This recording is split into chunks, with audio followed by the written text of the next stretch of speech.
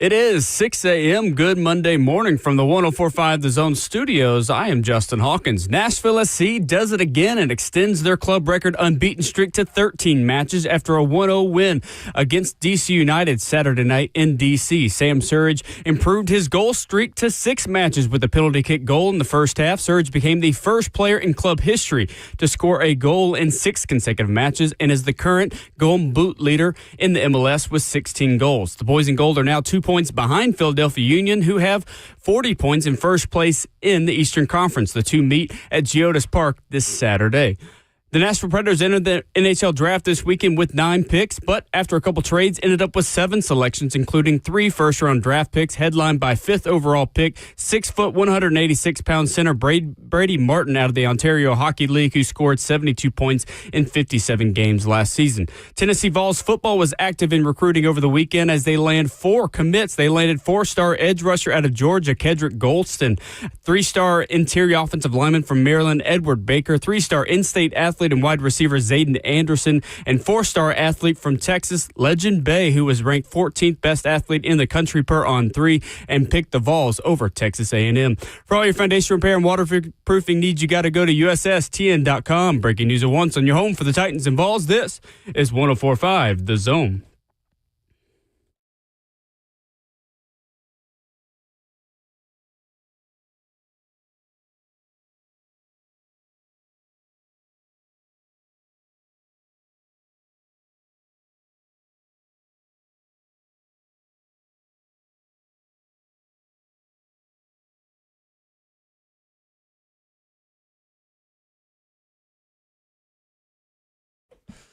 Monday morning, welcome to a brand new week on 104.5 The Zone. This is Ramon Will, fueled by Scooters Coffee. They are locally owned Scooters Coffee in Rivergate, Smyrna, Brentwood, White House, or Mount Juliet. Amazing people, amazing drinks, amazingly fast. On a first week in July, we wrap up the month of June and get to a month tomorrow where Titans training camp will happen. Titans practices will happen. American tackle football will be practiced. And there's a lot to discuss about it as we build up to it. Titans salary cap math. Where can they add more help? We got that for you coming up in hour 2 this morning. Ben McKee talks Vols at 8:20. The Monday roast at hour 4. And here to break it all down on this Monday morning, the executive producer of Titans Radio, Rhett Bryant, in for Ramon Foster. I'm Will Bowling, 615-737-1045. Good morning, Rhett. How are you? I'm good, Will. And you? Great. Glad to be here.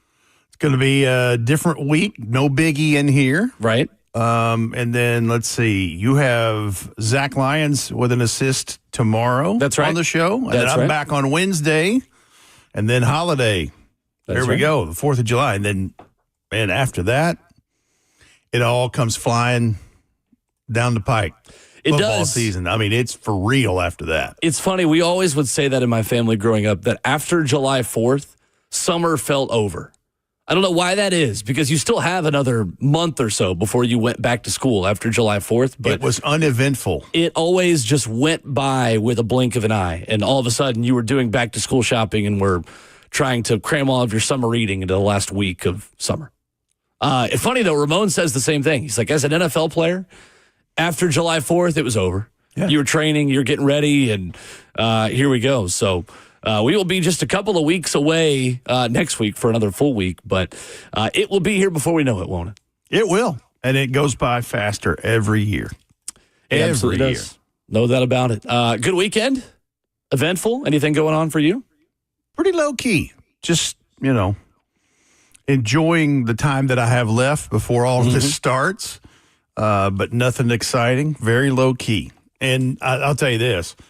I'm glad the Lord opened the heavens up and dumped some rain in this stuff to kind of knock down 108 feels like temperatures. It's not just a trillion degrees outside. That was not great. But yeah. Terrific. Well, I told you coming in this morning, I feel like an athlete because I won a game of kickball yesterday. So we're riding high today. We put the team on our backs, which is like the smallest flex that can possibly be given. But I'm so stupidly competitive about these things that yesterday morning, my fiance and I, before going to our kickball game, were watching tutorials on YouTube on how to win in kickball. And whatever I did, it worked. So credit to our fearless leader, Peyton Kennedy, who is our team captain and team mom and team leader and all these things. But did you get orange slices and juice boxes? I should have. I always go to a convenience store and get a bunch of Gatorades before we go. It's about all I got. But, there you go. The technique of trying to kick a ball that is slowly rolling at you. There's really no technique to it, but I convinced myself if I went to YouTube and tried to find a tutorial, I could get better at it. And I don't know, maybe I got a little bit better, but it was fun. Well, let me say this. When I was a kid, there were PE classes. Mm-hmm. That was one of the more fun things. Yeah. Playing dodgeball or kickball with the same ball. Right, exactly. Exactly. I had one where it was thrown at me and I had to do a jump man, like, let me make sure this goes through my leg. So it does kind of feel like dodgeball and kickball. Sure. Absolutely. 615-737-1045. Our question of the day this morning, Brian, that I am excited about for our opening hour. What is the best broadcast call in sports? 615-737-1045. Of course, locally, we will have a lot of submissions of there are no flags in the field. We will have a lot of John Ward submissions within this as well, Rhett. But I am curious, before we get to our submissions and our picks for this coming up in a few minutes, how easy was this for you? Like, how many came to mind to say, those are my favorite broadcast calls in sports? It didn't take a lot. Yeah? It did not. I mean, you just start. I wrote down 3 national calls. Okay. And actually, only one of those is a football call from a national perspective. Okay. But are we jumping into this now? Send it. Go for it. Yeah, lead us off. All right. So you broke it down by a national call, and then a local call, and then a dark horse. Okay. National call, and here's what I've got 2 or 3 of these that just immediately come to mind. One of the first one, and I remember this when I was a little kid, because I used to, my parents still have cassette tapes of me. Nice. That's where I got the real bug for doing this stuff. Sure. And doing voices and all those kinds of, and I have cassettes of me this is before I was in kindergarten. Sure. Talking like John Wayne, talking like Howard Cosell. Okay. 73 heavyweight title fight between George Foreman and Joe Frazier. Ooh. Down goes Frazier. Oh, so good. Down goes Frazier. So good. That's one of those that immediately come to mind. I'll give you another one. When I was in high school, game 1 of the 88 World Series, and Kirk Gibson, who was banged up, hits a crushing home run. Oh, so good. Yes. And Kurt Gowdy, I think that was, I'm sorry, I'm drawing a blank here this morning on the longtime Dodgers. That's not who that was. That was the Dodgers call. But the Jack Buck call that everybody heard was, I don't believe what I just saw. Yes. I don't believe what I just saw. Right. Vince Scully for the Dodgers. Yeah, and Vince Scully. Right. I don't know why I said Scully. What am I talking about? Early. But yes, Vince Scully, his call was great, but Jack Buck's was the one that stands. Right. Because Kirk Gibson was so banged up. And yeah, totally. I mean, he ain't trying to steal a base, which really wasn't his forte anyway. Exactly. He didn't have to. He just did his trot after that deal, but it was a shot. And then one of the famous national college football calls of all time, Cal Stanford, 1982. Oh, yes. Absolutely. And so, Stanford kicks a field goal late. They're leading 20-19. Cal needs a kickoff return, and it's one of those wacky ones where there's all these laterals and everything. And the Stanford band was on the field. The band is on the field. That was Joe Starkey. Absolutely. Cal broadcaster Joe Starkey. The band is out on the field. And the guy knocks over a drummer. That's right. That was just one of those wild moments. But those were the 3 national. But local, I mean, look, I know people are going to say Mike and the Miracle. I know that they're going to say that, and that one has its own place. Sure. But one of my more recent favorite Mike calls was the night that the Titans went into the Vipers pit and ended the dynasty that is the New England Patriots. Absolutely. It's just a simple call. There's nothing intricate about it, but it's just time-stamped for me. Those are the best ones sometimes. Pick 6 by Logan Ryan. And really, probably he and Max called the play before with the 58-yard punt. Sure. That Brett Kern did to set all that up. Sure. But that one that's a happy place for me. What you got? That's a good one. So I've got 3 of them I'm going to give coming up here in just a minute. But real quick on the Kirk Gibson one, I thought this was cool last year when the Dodgers won the World Series. But the only thing cool about the Dodgers winning the World Series to me, especially with Freddie Freeman, longtime Brave, and obviously like one of my favorite athletes growing up as a Braves fan, but when Freddie Freeman had a walk-off grand slam to beat the Yankees in the World Series this past year on, I believe it was either a bad ankle or hamstring or foot or something like that. Joe Davis, who does the World Series now for Fox and does NFL on Fox, MLB stuff, and is the new Joe Buck for Fox, is also the Dodgers television play-by-play broadcaster as a day job, so to speak, in the football offseason. And his call was Gibby meet Freddie as Freddie Freeman hit a walk-off grand slam in the World Series. That was cool, of just like 2 Dodgers moments and now a new Vin Scully replacement and Dodgers broadcaster saying that. But the only thing cool about that whole series for me, unfortunately. Yeah, and I remember that call, and that was a good call and very clever to tie past to present and how all that works. But yeah, Gibby meet Freddie. Gibby meet Freddie's outstanding. You said the only thing.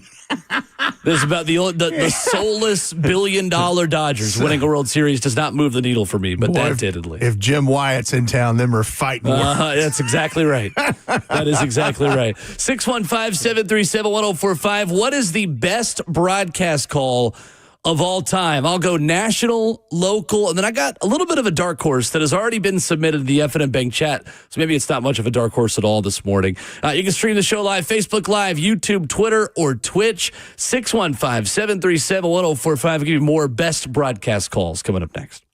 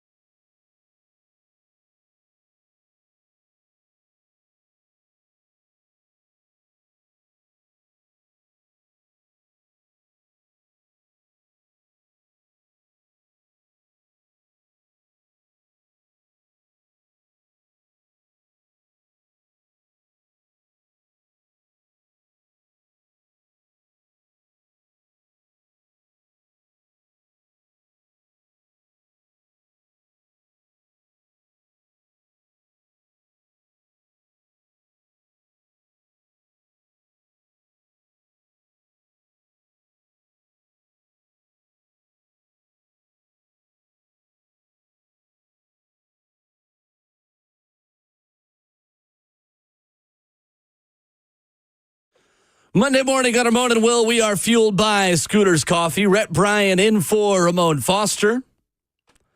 Justin Hawkins, Jayhawk, our producer. I'm Will Bowling. 615-737-1045. What is the best broadcast call of all time in sports? Rhett, when we talked about this last week and doing this topic this morning, there is one that came to mind immediately for both of us. It's the one I'm going to lead off with on the national perspective. It's Al Michaels. It's 1980. It's Do You Believe in Miracles? It's got to be, right? Yeah, I mean, if it's not the call of all time, Yep. It's in the top 2 or 3. And I think, and I'm sure we'll have people chime in. Sure. But I think one of the reasons why is because I'm of the age where, and I mean, I vividly remember this. First of all, it's Olympics. It is the Cold War is still going on. Mm-hmm. And I mean, let me tell you this. If you were my age in that window of time, It was a little scary. It wasn't like our parents when the Cuban Missile Crisis happened in 62 or whatever that was. But there were a lot of films made and a lot of things about nuclear holocaust. And it was always the Russians. There were always things that were imminent. And so the Cold War was still going on. And beating Russia, it just, like, that is the one. There's no telling how viral that would have been if social media and those things existed back then, because it was viral everywhere after that moment. Like, everyone was talking about that. Sure. There was just a sense of, I would imagine, national pride in a way that we really get. I mean, I just feel like other than USA basketball, we get less and less of these moments where we're just rallying around as a country, one team, like one singular team. And man, I can't imagine what it was like. Cannot imagine what it was like. But 1980, Al Michaels, Do You Believe in Miracles, to me is like, when I think of iconic moments in broadcasting, has got to be number one. And it felt like a fitting way to begin July 4th week as well. Going with Do You Believe in Miracles? Little patriotism, yes. Absolutely. Indeed. Locally, I was going through so many John Ward calls and so many Mike Keith calls and so many just iconic moments in Titans history and Tennessee history growing up. My favorite one, though, from the Tennessee perspective, Peyton Manning to our good friend Joey Kent, 1995 Legion Field, Tennessee, Alabama, on play number 1.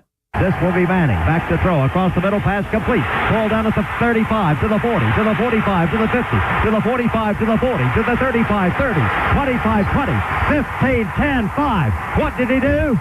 All he did was score. Joey Kent. Touchdown on play number 1. So good.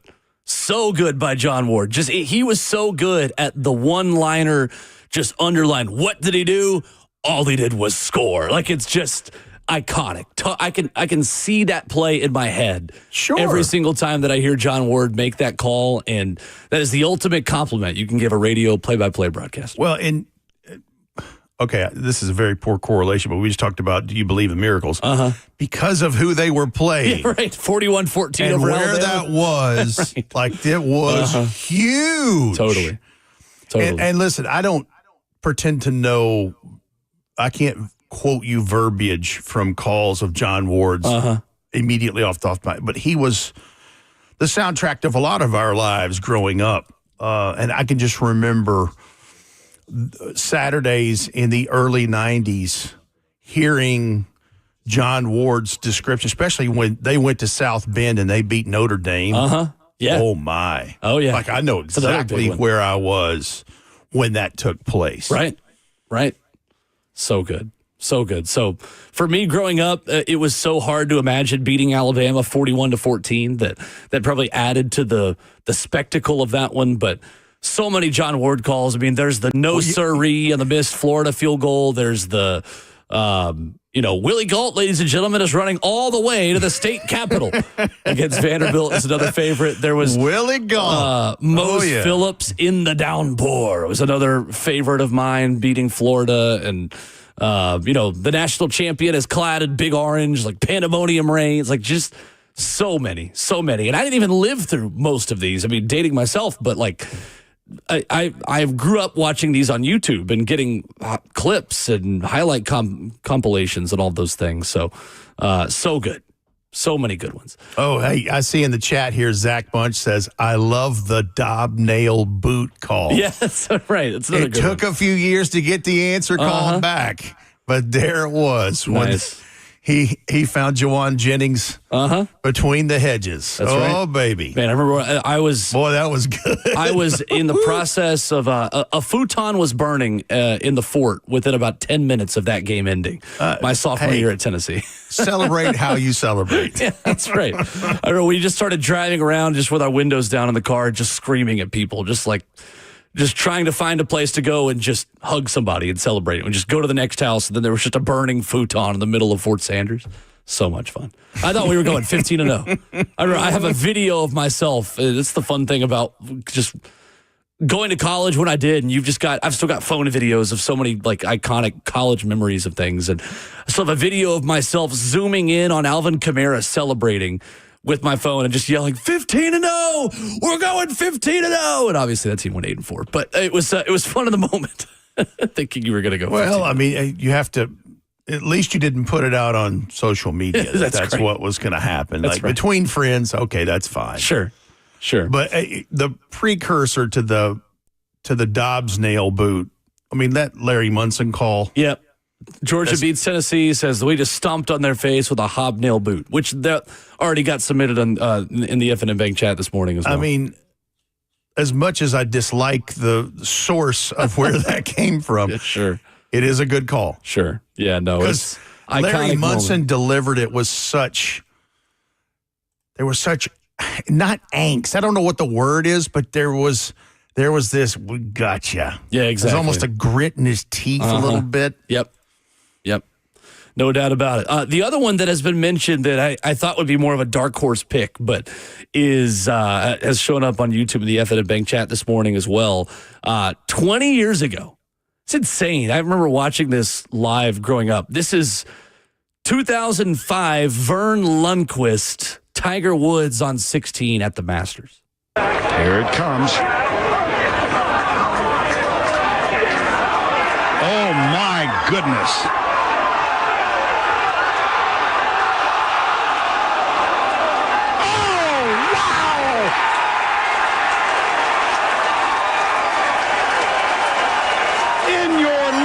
Have you seen anything like that? I love that call so much from Uncle Vern. Uncle on Vern. 16 as the ball just slowly trickles into the cup and amen corner, and Tiger Woods wins another green jacket. Just that is a core memory for me watching golf growing up, was watching that happen of just like, this guy, Tiger Woods, is unbelievable.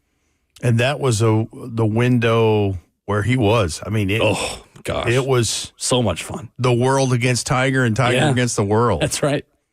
That's absolutely right. So Vern Lundquist on 16, and we got the creation of the iconic photograph a few years ago when Vern retired, and Vern sitting behind in his normal perch behind a tree on the last time Tiger Woods ever went through with Vern Lundquist calling the Masters, and you just see a hand coming out from the tree shaking Tiger Woods' hand. It was like Vern Lundquist was a part of the furniture for so many years at Augusta National, and that was an iconic moment. Listen, Uncle Vern had a lot of calls. Mm-hmm. I mean, think about, all those college football games. He called so many things. Yep. He had the James Wilhoit kick for Tennessee to beat Florida growing up as well. That James Wilhoit had missed the extra point to put Tennessee down by 1, and then he makes the 50-yard field goal to win and just says, talk about redemption. And he had that way that good broadcasters like that can find a way to just, in 3 or 4 words, say your line, punctuate the moment, and then just get the heck out of the way and let the crowd roar. And boy, nobody's better than that than Uncle Vern. And honestly, just from a broadcast perspective, it's easier for you to do that when you're doing television. Yeah, of course. Because you had the visual medium. 100%. But it's, for the radio guys, the really good ones know how to do that. Mm-hmm. And to know when the crowd and the moment will carry the event, what has just happened. Yep. And the really good ones are the ones that do that. And that's why those calls stand. The ones we're mentioning stand out, not just because something monumental or milestone happened. Right. 100%. 615-737-1045 is our number. What is the best broadcast call? Your favorite broadcast call in sports? We'll start with Marlon first up on the phone lines. What's up, Marlon?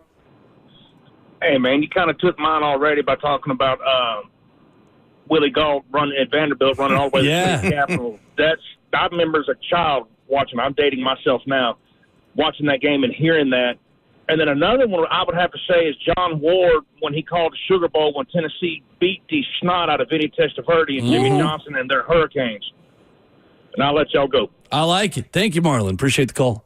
Sugar Vols. Was that 35-7? I believe so. Yep. God, I remember that. I mean, that was one of those, not a lot of people gave the Vols anything. Any kind of juice going into that.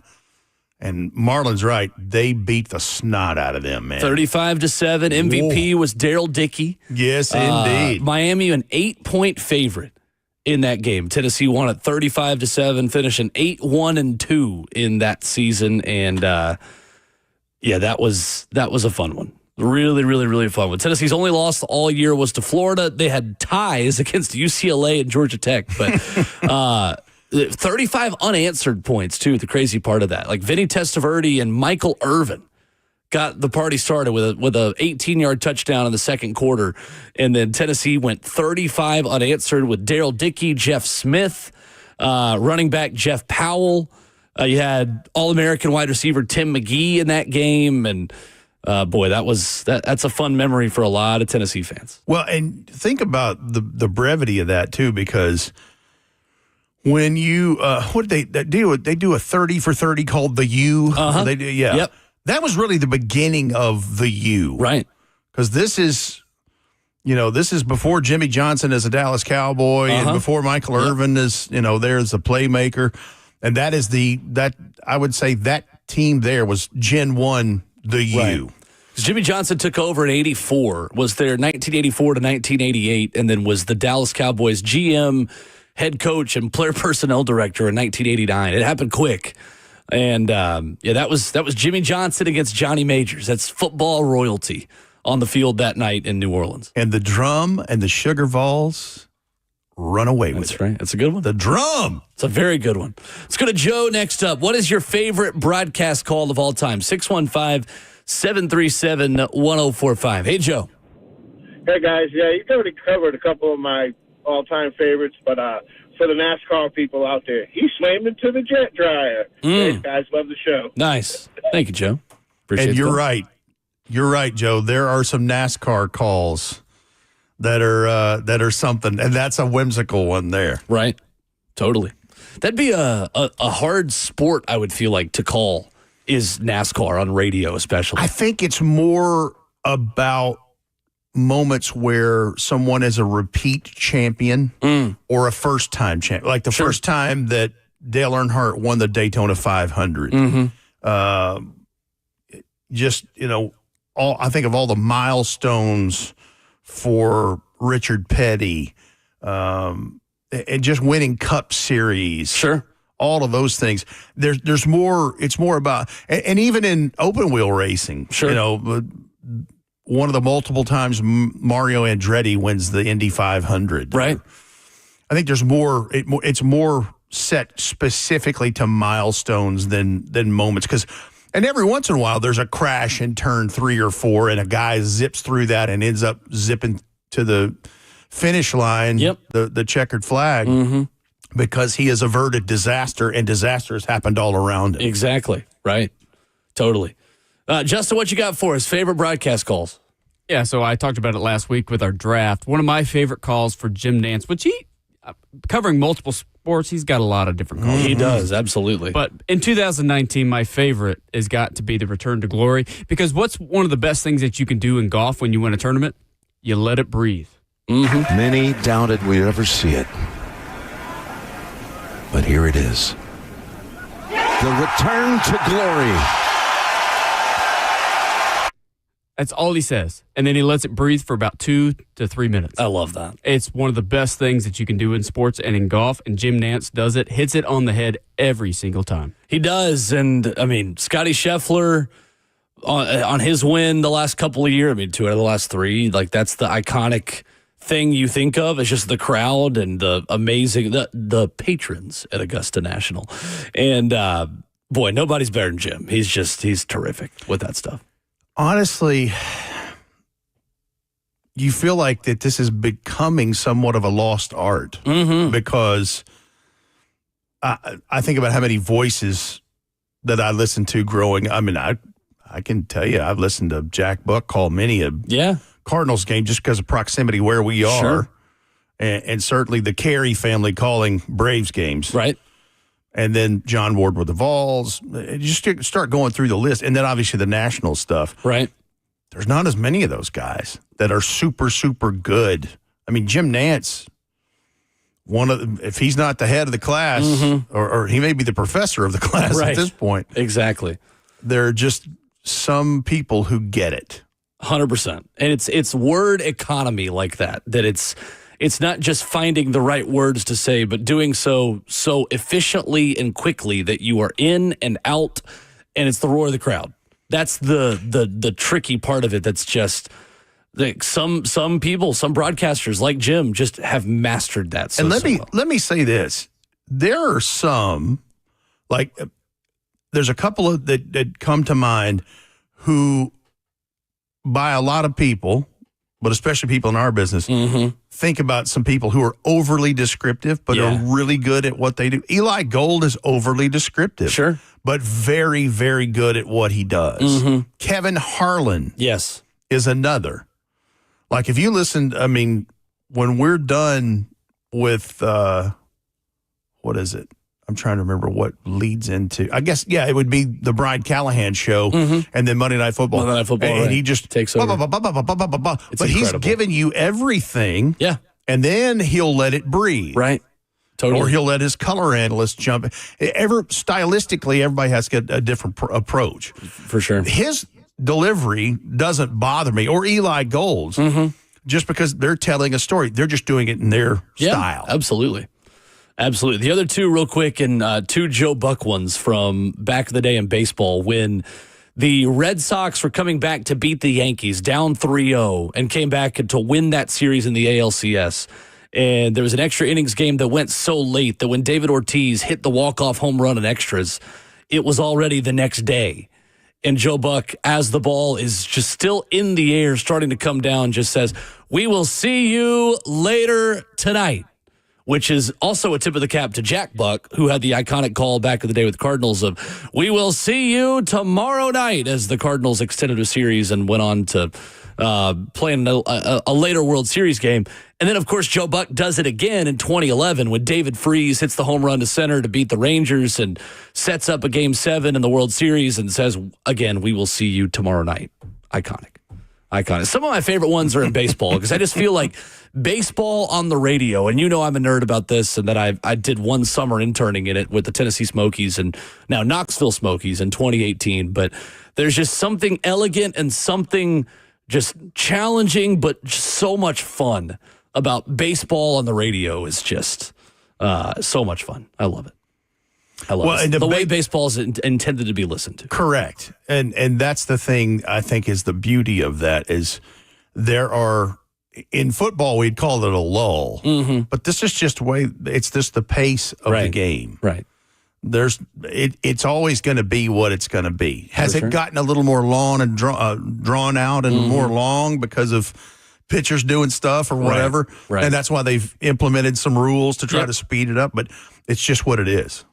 615-737-1045. Eric, Matt, and Justin, hang on with us. We'll get to you when we come back. Rapid fire on the phones. Your favorite broadcast calls in sports. More of your submissions next.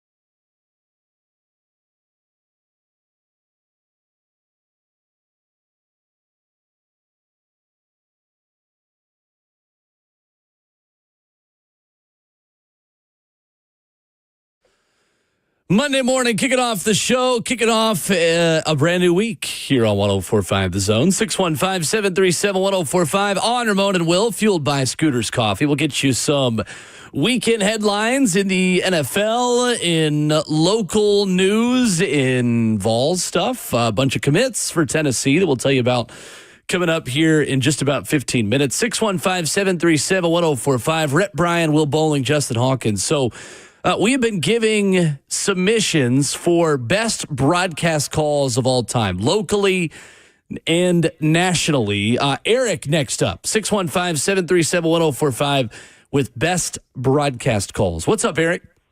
Hey, guys, I'm going to run through these real quickly because I've got 2 national and 2 local involved in the Titans. All right. National, the North Carolina State-Houston game where Jim Bombana runs on the court after Billy Packer, of course, and says they won it on the dunk. I guess it was Cozell McQueen, and that national championship game was wild. Also, I would say the other one, I cannot stand the Pittsburgh Steelers, but, of course, I was 8 or 9 years old when this happened, when, of course, the collision with Franco Harris catching the ball and running for the touchdown when Pittsburgh beat the Oakland Raiders. I couldn't stand either one of those teams, but that was wild with that call. But also, as far as the Titans, the 2 local ones, one, this is a regular season game, and I was at the game, was the 60-yard field goal to beat the Colts. Yes. That was great atmosphere. But also, in general, this was, of course, during the Miracle Run and all that type of stuff, the AFC Championship game against Jacksonville. After beating them 3 times during that season, just the emotions around that, going to Super Bowl, and then, of course, the team coming back to the stadium and just all the celebration and everything. So, those are just some of mine, guys. I'll get off. Y'all take care, and we'll talk again soon. Thank you, Eric. Good to hear from you, sir. Yes, sir. It's all good ones. Man, that 60-yard field goal for the Titans and Rob Baronis is one of my favorite Titans plays and games and memories, period. I thought Mike's voice was going to break because It was just, it was a cold day. It was early December. Yeah. Kind of overcast. Right. One of those days that looked like, are we going to get snow? Yeah. It was kind of weird looking like that. Right. But yeah, you'd finally beaten Peyton Manning. Mm-hmm. Like it just didn't happen a whole lot. That was a good one. Matt up next, 615-737-1045. What's up, Matt? Hey, guys. I got 3 of them that I think every Sandlot baseball player and guys sitting in their backyard doing phantom swings and broadcasts by themselves are first the old Russ Hodges call of the shot heard around the world where the Bobby Thompson's home run, Giants win the pennant. Yep. Just amazing, the excitement of that. It was way before my time, but 2 things. That's my last name, Hodges, and he just always set that up bottom of the 9th, hitting the home run as a little kid. The next one would be Vince Scully's call of Kirk Gibson's home run. Yep. Injured Kirk Gibson hobbling around the base, and he's saying, I can't believe what I just saw. And the third one is Jack Buck and the Ozzie Smith home run, walk-off home run in World Series where he's jumping around and he says, celebrate, folks. And the best thing about the Scully and the Buck one is the fact that they get their words out, and like you said earlier, they just let the crowd take it over. They let the side of them running around the bases, and then they didn't say anything for a number of seconds, and it was just really kind of a cool thing. Buck and Scully were great about that, about knowing what to do and what to say, and totally, like you said earlier, let the crowd and the visual do the speaking for it. I love it. Thank you, Matt. All good submissions. Solid. Vince Scully had a quote read about that, about letting the crowd breathe. And it's one of my favorite quotes of his and just in broadcasting in general about talking about how when he was a kid, his favorite thing to do was walking on just down the street. I'm paraphrasing a lot of this, but favorite thing to do was just walking by a store that had the game on, or walking by and just on the street, there's a radio playing whatever the game was that was on, and just saying, like, I remember being 8 years old and just listening, and I love hearing the roar of the crowd when I was walking home from school and would hear a broadcast call. And I always tried to think, if I can do the same thing for people out there, or if I can do the same thing for our listeners, then all of a sudden I'm 8 years old again. And we're all just kids listening to the crowd just tell the story for me. And it was the coolest thing about him and coolest thing about that era of broadcasters that kind of set that standard for sure. And see, he was of the age where television, radio, in fact, he was of the age where television wasn't a thing when he was a kid. Yep. And so the latest, greatest, nicest, newest radios were in the front window, storefront window of downtown, and then eventually televisions and those things.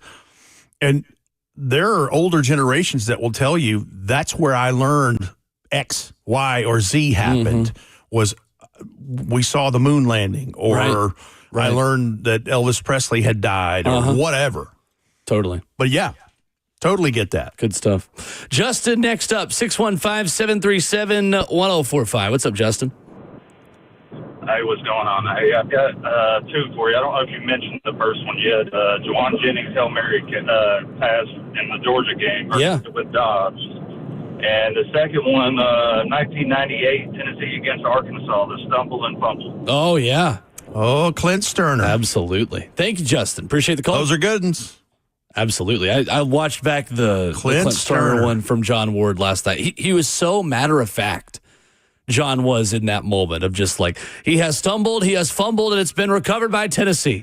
Billy Ratliff for Tennessee has recovered it. It'll be first down to, it was just very just straight and okay. We got a chance here. He deadpanned it.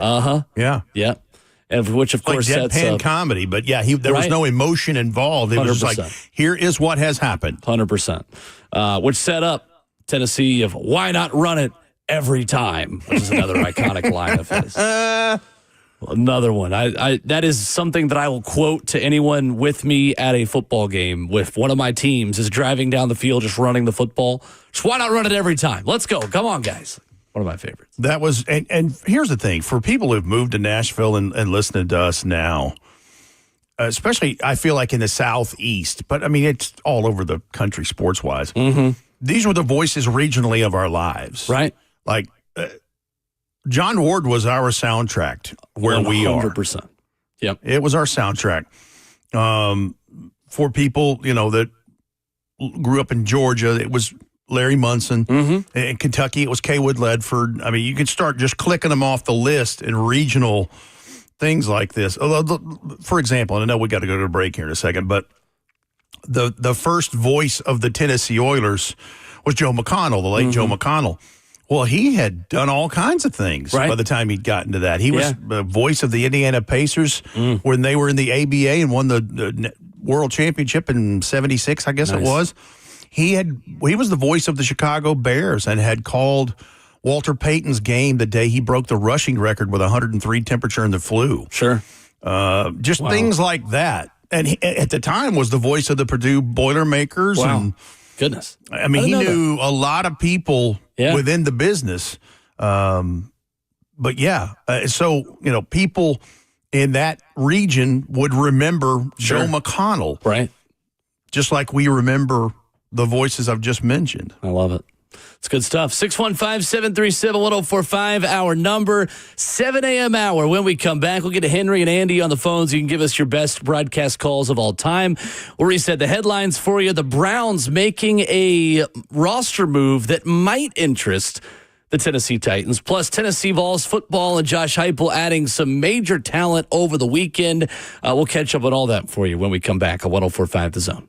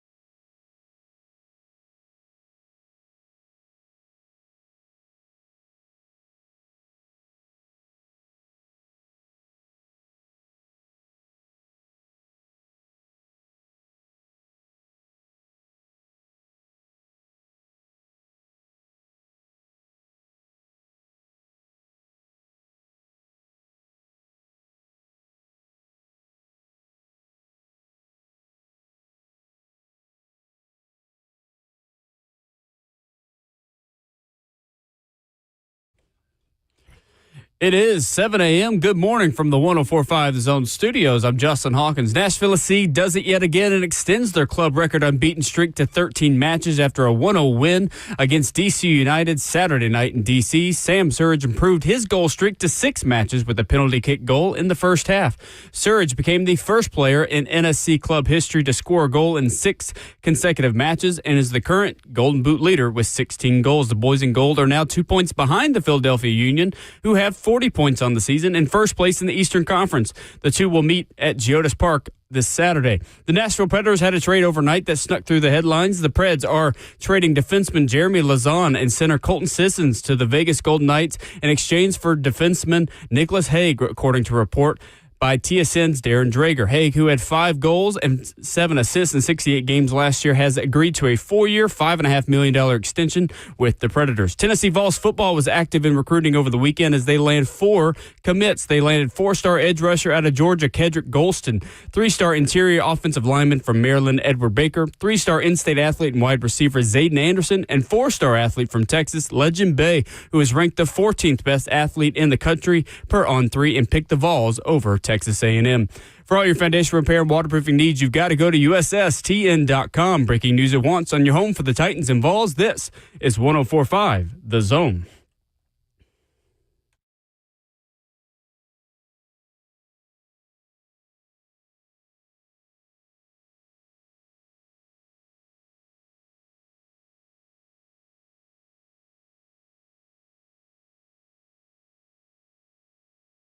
Monday morning on Ramon and Will is fueled by Scooters Coffee, locally owned in Rivergate, Smyrna, Brentwood, White House, or Mount Juliet. Amazing people, amazing drinks, amazingly fast. Quickly into hour 2, 615-737-1045 is how you call in and join the discussion. A discussion that also continues on your smart device, 1045 The Zone TV.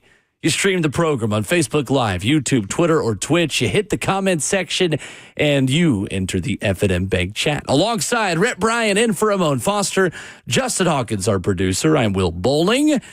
We have been filling up your morning with best broadcast calls of all time. You can tweet those to us at Ramon and Will. And Rhett, we're going to get into a Titans discussion coming up here in 15 minutes about remaining free agent options, but I've enjoyed listening to people's broadcast calls this morning. The people have been active and interactive on the phone lines and in the F&M Bank chat to start the show. They have, and it just goes to show you just what sports does. Sure. To just anybody. Absolutely. Even people who aren't necessarily sports fans. You can just mark, like I was saying last hour, you can it timestamps a moment for you. And then if it's your team involved and it's a, triumphant victory, then it's even, it's just icing on the cake, so to speak. Sure.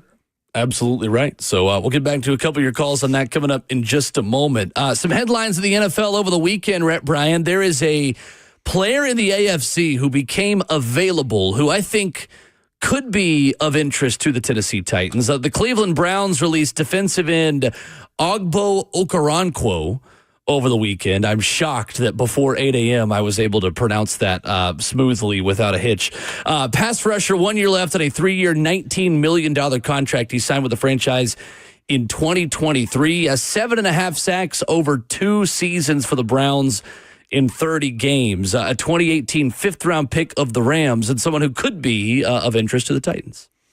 Yeah, that's when you look at the breakdown of this roster so far, and obviously Harold Landry is now in New England with Mike Vrabel, but you're wondering, okay, who is going to fill the shoes in this in trying to get after the quarterback? And it's funny we talk about this because I was talking, I guess it was last week I was on with you. I can't remember what it was. Yeah. Or maybe it was with Brent last Friday on 3HL, but we were talking about Arden Key wants to be more than just a situational pass rusher. Now, he is in the place where that may be necessity in this. Now that Harold Landry isn't there and all the snaps that he would normally take. And, we don't know what some of these guys, Draymond Jones is the one that can help fill the void in this, even though he's a bigger dude. He's 6'3", 281, 282. Right. But you start thinking about who they've drafted and what they've done leading up to all of this. And so you're wondering about how does this work? Sure. And so obviously you and I both looked at each other when the Browns released Ogbo Okoronkwo last week. I'm like, well, that seems weird. Because he was a free agent of theirs. And what did you say, a 3-year? 3-year, $19 million deal. Right, yeah. Right. And it goes to show, too, just even if it's not him the Titans end up adding, there is another wave of free agency that is pretty much underway now. And the wave of veteran players like a Zadarius Smith, who we'll talk about in a few minutes. We talk about still positions of need for the Titans, who just simply don't want to have to go to mandatory minicamp, who are content to just wait until teams get desperate enough after mandatory minicamp, evaluate their own players and say, after seeing our guys on the field, let's go get some more help. Let's go see what else we can do. And there's a list of free agents out there that just at the point of their careers they're at don't feel like they need to be tied down to a team to be forced to go to minicamp of like, no, let me just work with my guy, my trainer, and then when training camp comes around, then I'm ready to go work out with the team again. I'll take it a step further. There are those who are in camps who have been putting in the work in, who will be putting it in the preseason and training camp that may get released. Right. And the Titans have the first overall choice in waiver wire selection in this stuff where maybe, because talking to Mike Borgonzi and Chad Brinker, they feel like that there's a chance they can steal a draft pick or two. 100%. Because of the situation that 2024 put them in. This is where you reap the rewards of that after a bad year. So, and look, we don't know how much Femi Oladejo, how much he is able to contribute. We think that he's got all the energy, but he's still learning the position. Right. Totally. But, and there's a really good OTP that they dropped last week that Amy Wells had a chat with him. First of all, Oluwafemi Oladejo. Okay. Perfect. Is, I think, the correct pronunciation. If he were here, he would grade me on that, and I would see whether I pass or not. Sure. But Femi is what he goes by. Yeah. Oladejo. Okay. But he tells Amy Wells in the OTP, he said, I feel like that I've got a little leg up on learning being an edge pass rusher because I've been inside and have to know where everybody's supposed to be lined up and those things. So I'm like, yeah, when you think about it that way, it might make for a little better transition because he was still playing inside, I think, through his first 3 or 4 games last year before he moved. Yep. But he certainly seems like he's got the juice and energy for it.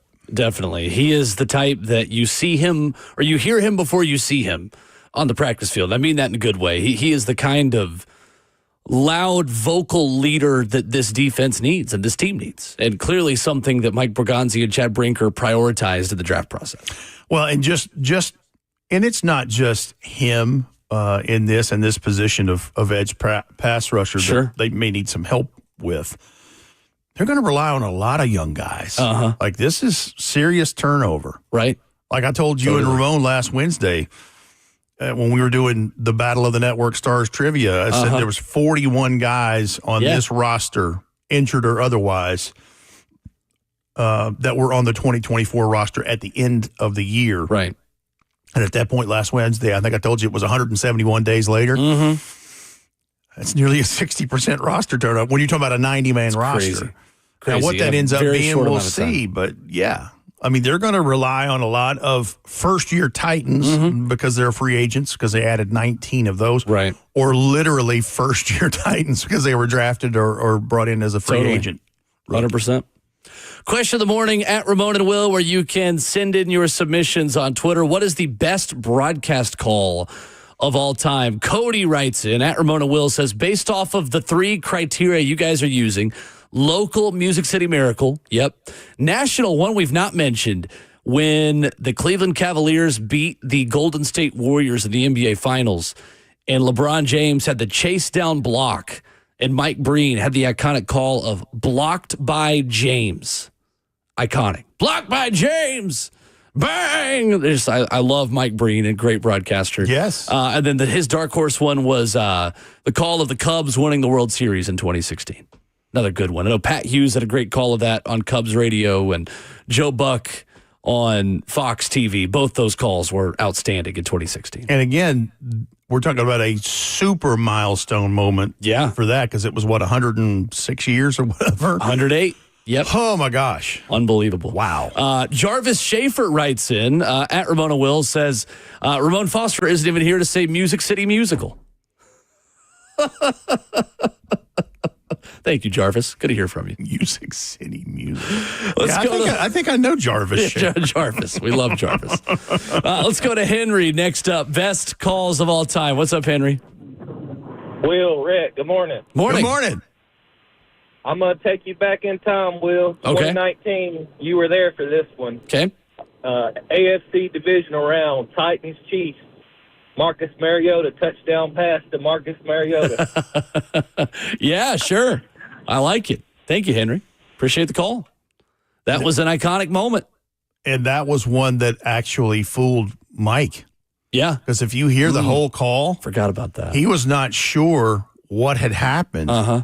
And then he caught a quick glimpse of the replay and said that actually the pass was batted back towards Mariota, who caught it and took it in for a touchdown. And then it was even more of a call because there was the element of surprise and then what had happened. And they had trailed in that game, too. Yeah, they did. Like big time. Early, 100%. Yeah. Came back, and you had Eric Decker with a big touchdown in that game. Correct. As a part of that comeback. And boy, Marcus was great down the stretch. And that was the last start of the Alex Smith era in Kansas City, which feels like forever ago. And then I remember thinking, right after they had let Alex Smith go in that offseason, like, man, like Alex Smith was pretty decent. Like, I know we beat him in the playoffs, but are we sure this Mahomes guy is really ready to go for Kansas City? Like, they've got a pretty good thing that they knew what they were doing. I've told you the story before when there were 4 preseason games that year, Mahomes' rookie year. Like I said, it was 17, right? Sure. And Alex Smith played a good chunk of that, and then he came in and played either the second half or the fourth quarter. I can't remember what it was. And Mitch Holtis, the longtime voice of the Chiefs, told us, like, yeah, they put the eggs in the basket. Wait till you see this kid. Wait till you see this kid. Yeah. And we saw him, and Mac sees him just do that flick of the wrist and the sidearm delivery across the field, across his body, like things you shouldn't be doing, and connects on, I don't know, it's probably a 34-yard, 40-yard X play.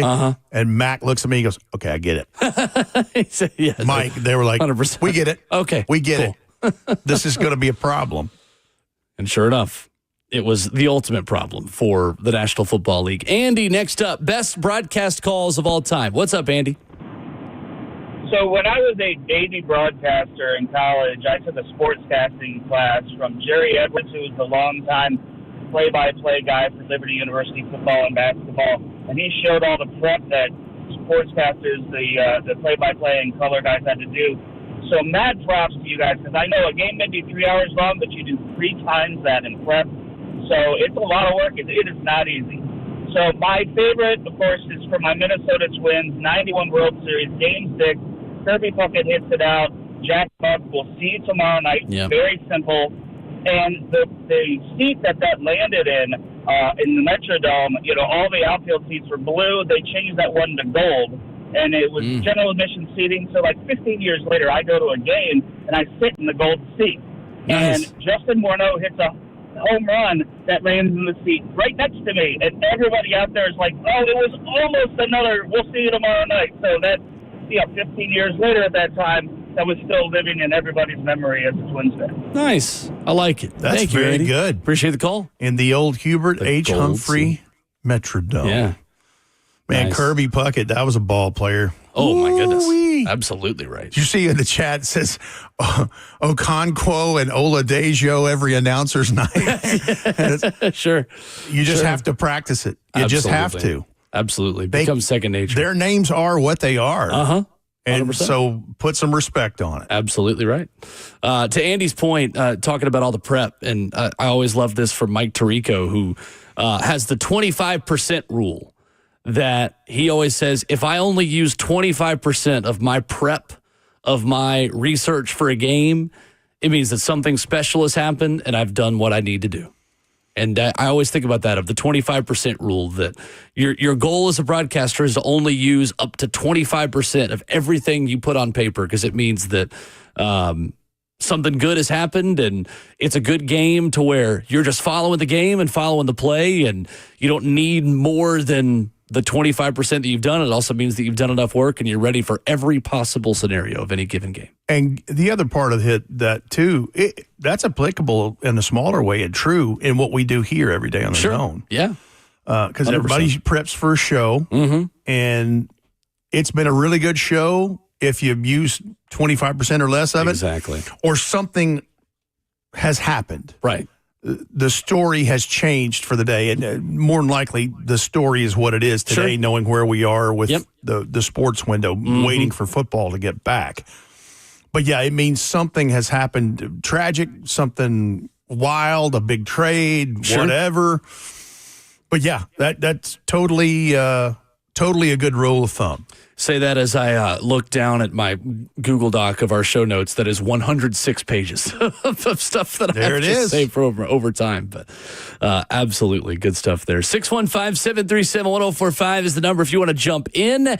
Coming up, we're going to take a look at the Titans salary cap numbers, the cap math at this point of the NFL offseason.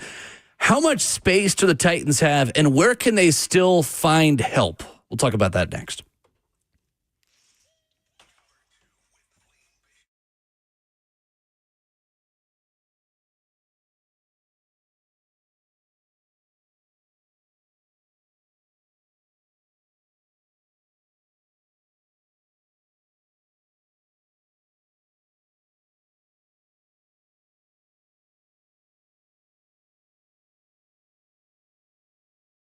Hey, it's Will Bowling for my friends at Lee Company. When it comes to ensuring clean air in your home, Lee Company delivers. Their award-winning team provides thorough whole home duct cleaning services that eliminate dust, debris, and other allergens from your HVAC system. The result? Improved air quality, enhanced system efficiency, and peace of mind. Even better, Lee Company is offering 10% off a whole home duct cleaning for a limited time. So why wait? Schedule online at leecompany.com, or you can call them at 615-567-1000.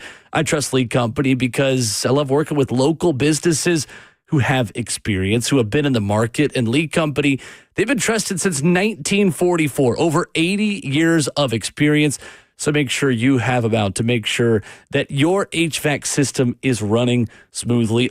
Get 10% off a whole home duct cleaning for a limited time online at leecompany.com. That's Lee Company, all you need.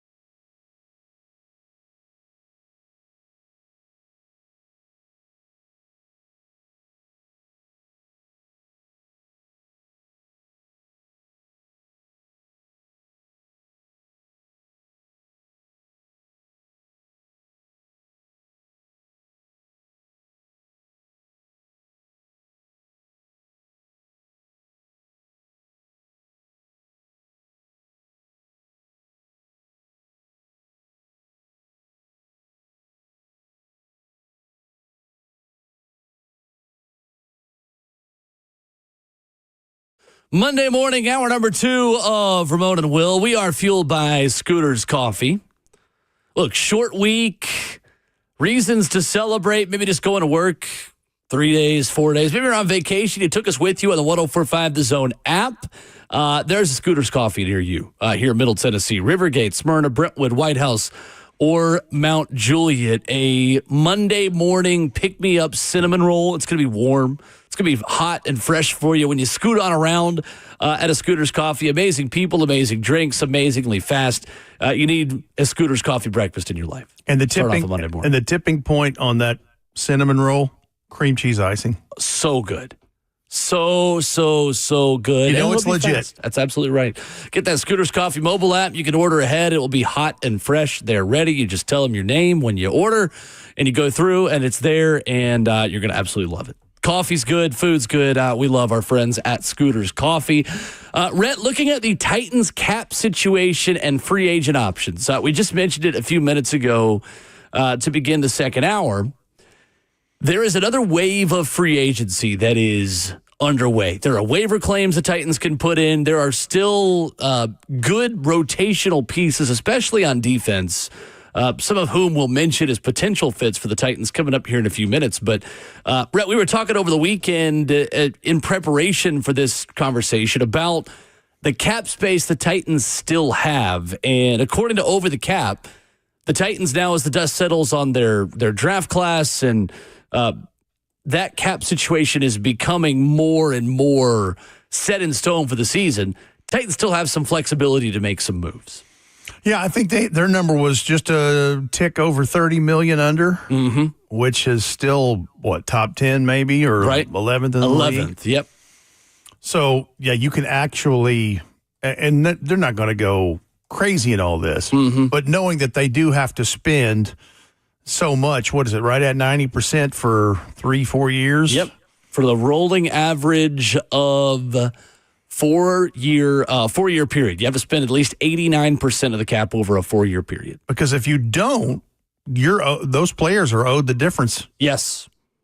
Money-wise. Yes, so if you do not reach the salary cap floor, you are forced to pay the difference to players who are on the roster during that 4-year period. Which is something that most people don't know, because I don't know that we've had that happen.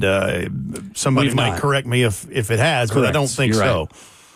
But knowing that, and then you had something else interesting I hadn't looked up yet about what the projected cap room is in 2026.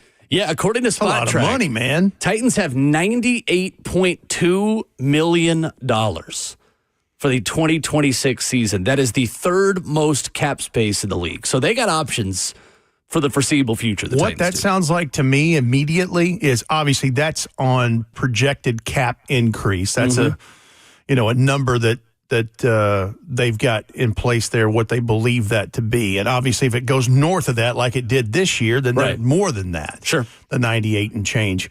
But what that also tells me is that's probably the last of the huge dead monies getting out of jail. 100% from that stuff. But I was just looking at available free agents regardless of position. We talked about edge rusher earlier. And regardless of position, there's some names on here. Keenan Allen is still floating out there. Amari Cooper, Von Miller, who says he's coming back for another year. Right. Brandon Scherf, the former guard for Jacksonville and obviously Washington before that. Safety Marcus Williams, Matt Judon, Preston Smith, Gabe Davis, who did not do well in Jacksonville as a big paid free agent from Buffalo. Josh Heupel, receiver from UCF, Gabe Davis. That's right. Cornerback James Bradbury from the world champion Eagles. Local prospect Shaq Mason. Yeah. Right. Who's from Murray County. Yep. Zadarius Smith. And again, a lot of these guys have got some age. You know what's wild to me? I'm seeing Jadeveon Clowney on this. The fact that he is just 32 years old. I know. And he's done. It seems like he ought to be 100. He's done 1-year deals. It feels like 10 years in a row, where he's just gone to Cleveland and to Carolina and to Baltimore and here and Houston and just all these places, and had a homecoming as a Rock Hill, South Carolina native going to the Panthers, and is now available again. C.J. Mosley, who just retired last week, I think, as a matter of fact. Mm-hmm. Cornerback Kendall Fuller, safety Justin Simmons. Let me see who else. Safety position, there's always, it feels like now, the way that position's been devalued. Yeah. When we were doing the Justin Simmons thing this time last year. Right. When the Titans signed Quandre Diggs, who is also still out there available. Correct. DeMarcus Walker is out there, who was a Titan before he went to Chicago. Mm-hmm. Tyron Smith. Wow. There's some names, man. Mm-hmm.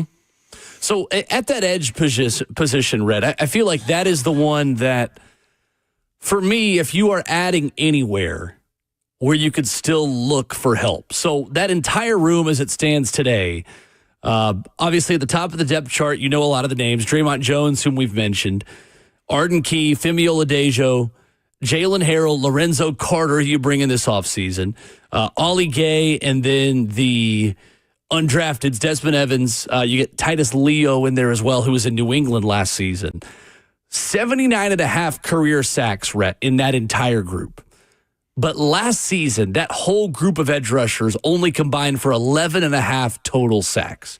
Draymond Jones, the Titans feel like, is a projectable piece that within this defense can be sort of like another Danico Autry type, an edge-setting, bigger edge rusher that it feels like, Red, as much as the Titans are in a base nickel package, and in today's NFL in 2025, teams are not necessarily either 3-4 or 4-3, where you're in a 3-4 base defense, where you've got 3 interior defensive linemen and then 2 edge rushers.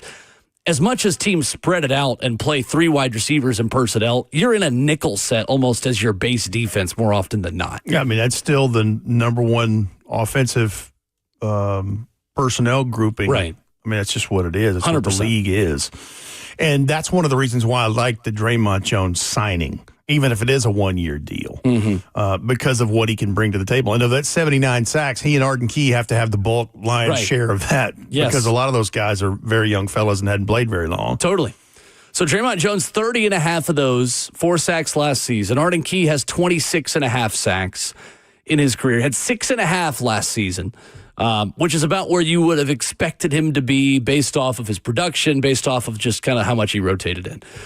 So aside from that, Femi Oladejo obviously is a rookie coming in with nothing on his CV in terms of a NFL pass rusher. Jalen Harrell, who was predominantly a special teams and depth piece last season, the second-year player out of Michigan, who played 1 year so far in the league. Lorenzo Carter played 13 games last year at Atlanta, didn't have a sack, but has 21.5 in his career. Ollie Gay had 1 last season. That is the only sack of his career. And then Titus Leo, no sacks in 1 season for New England. And then Desmond Evans, another rookie who is a camp young guy just as a candidate to make this team. So to me, Rhett, if you're adding anywhere, is edge rusher the most likely spot where you feel like this defense can still find some help?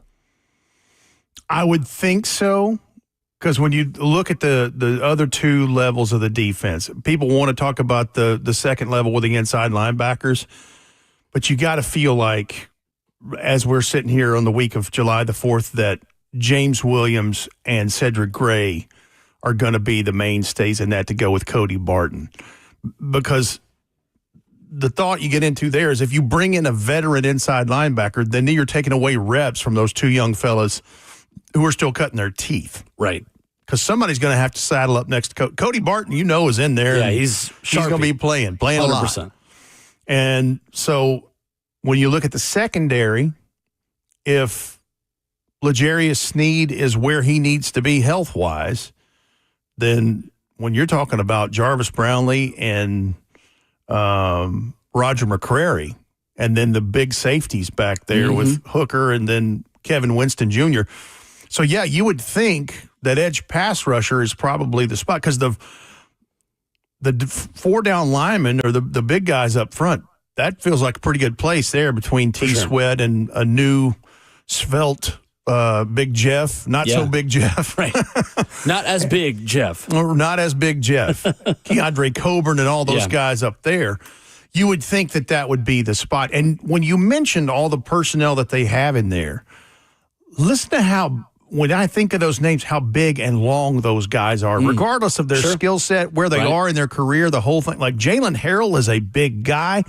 Ali Gay is a big, long guy. And the kid from North Carolina, Desmond Evans. Yeah. He is huge. Right. He's on like 6'6", I think. Wow. And a very long prospect. So there's a type there because we mentioned Draymond Jones, 6'3", I think 281. Sure. That's a big dude. 100%. And you're looking at what's out there, and I mentioned the free agents, regardless of position, going back over the pass rusher stuff. Von Miller, Matt Judon, Preston Smith, Zadarius Smith. Yep. Jadeveon Clowney, you've been there and done that. DeMarcus Walker's more of a DN.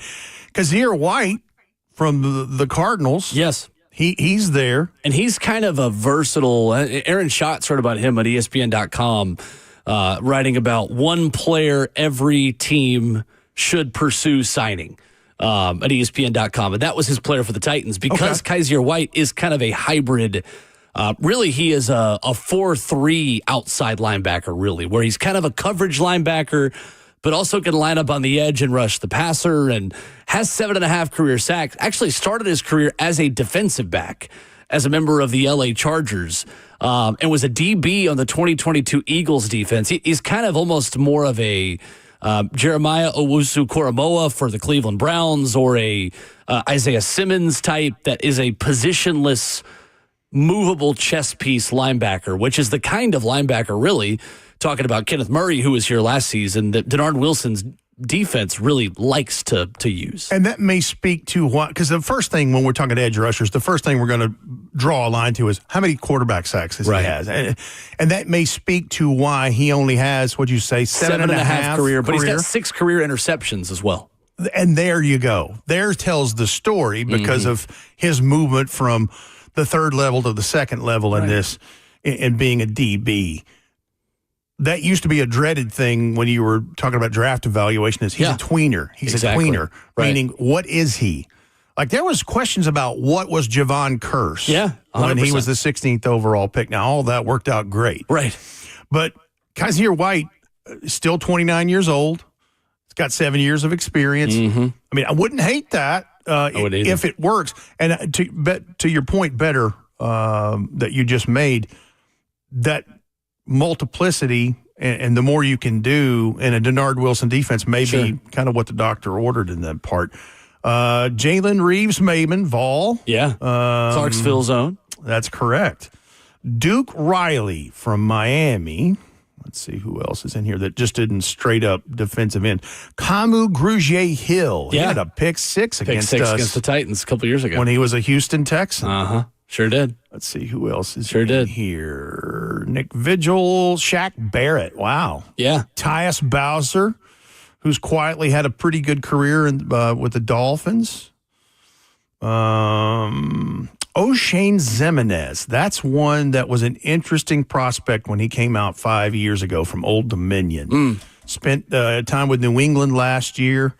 Still a young guy, 28 and a half years old. Sure. But another one that you weren't exactly sure what he was. Right. Positionally.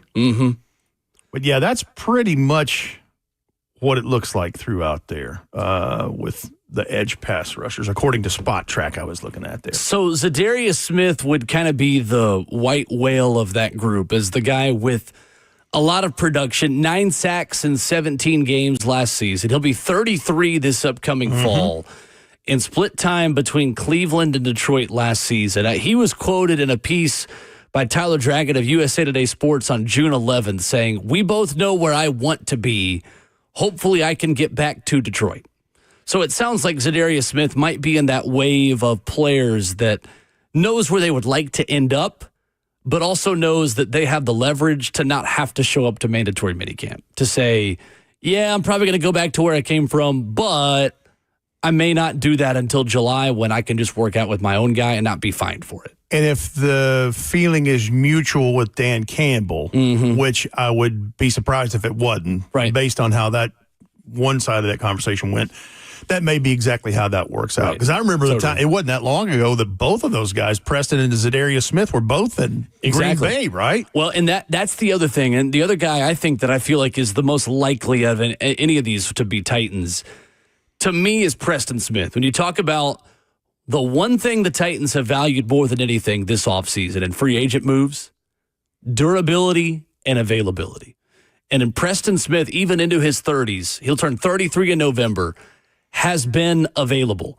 He has been available for all 17 games, 3 straight seasons. He played 17 games in 2022, 2023, and 2024.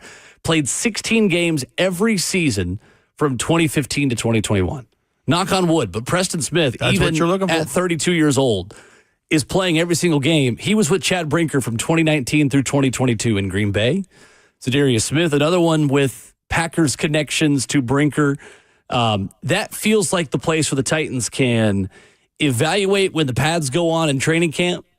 And once you get more of a picture on what that defense looks like with pads on, maybe that becomes the moment where you say, all right, we feel good about this position. Maybe we feel like we need to add more at edge rusher. And Preston Smith, to me, feels like the fit. And both of those guys going to be 33 during this season. Yep. Not necessarily a discount because of that, but would be what their value is based on age. Right. You're talking about the production and the availability. Both of those guys have very nice careers. For sure. You're talking about somebody that can come in and pitch in 5, 6, 7 sacks, and you feel like that would be a success if you added any of those guys in 2025. Sure.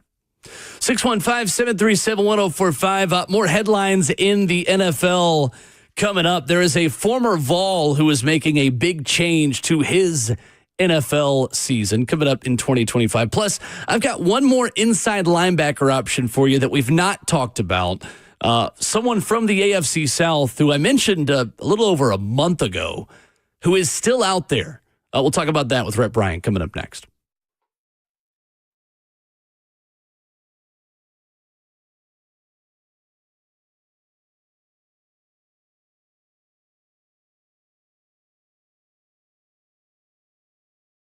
In 2025, understanding the real estate market, it is tough. It requires an expert, especially when you're in an it city. This is Nashville, Tennessee. Everybody wants to move to Nashville, so make sure that you are getting the most out of your home's value for those Californians, those people from New York, people from out of town that want to come to the Music City. You need Bernie Gallerani on your team. It's Will Bowling for my buddy Bernie Gallerani Realty. He guarantees to sell your home in 30 days or less, or he'll buy it. No risk to you.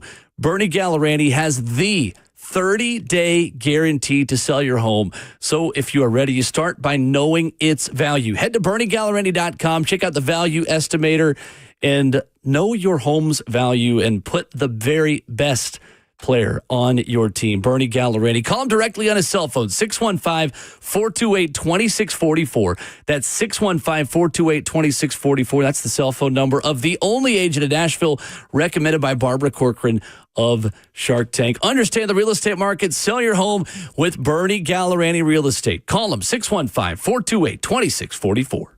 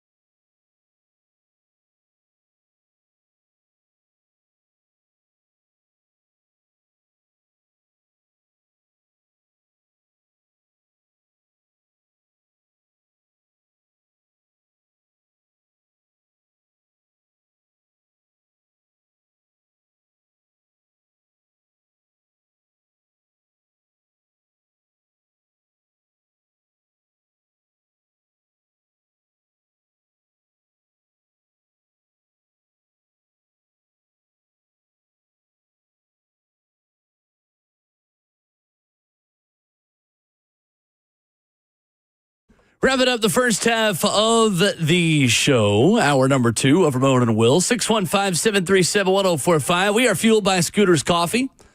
Locally owned near you in Rivergate, Smyrna, Brentwood, White House, or Mount Juliet. Amazing people, amazing drinks, amazingly fast. So, Rhett, talking about options for the Titans in the next wave of free agency. I brought this guy up back in May, and I'm still curious at inside linebacker if there is another addition for the Titans or how comfortable they feel at that position. Wanted to bring up another name, and Neville Hewitt, of a longtime Houston Texan, who played in all 17 games for them last season, 1 interception, 3 passes defended, 2 forced fumbles, for a 10-year vet who has been seen in his career almost in the Luke Gifford mold of special teams ace.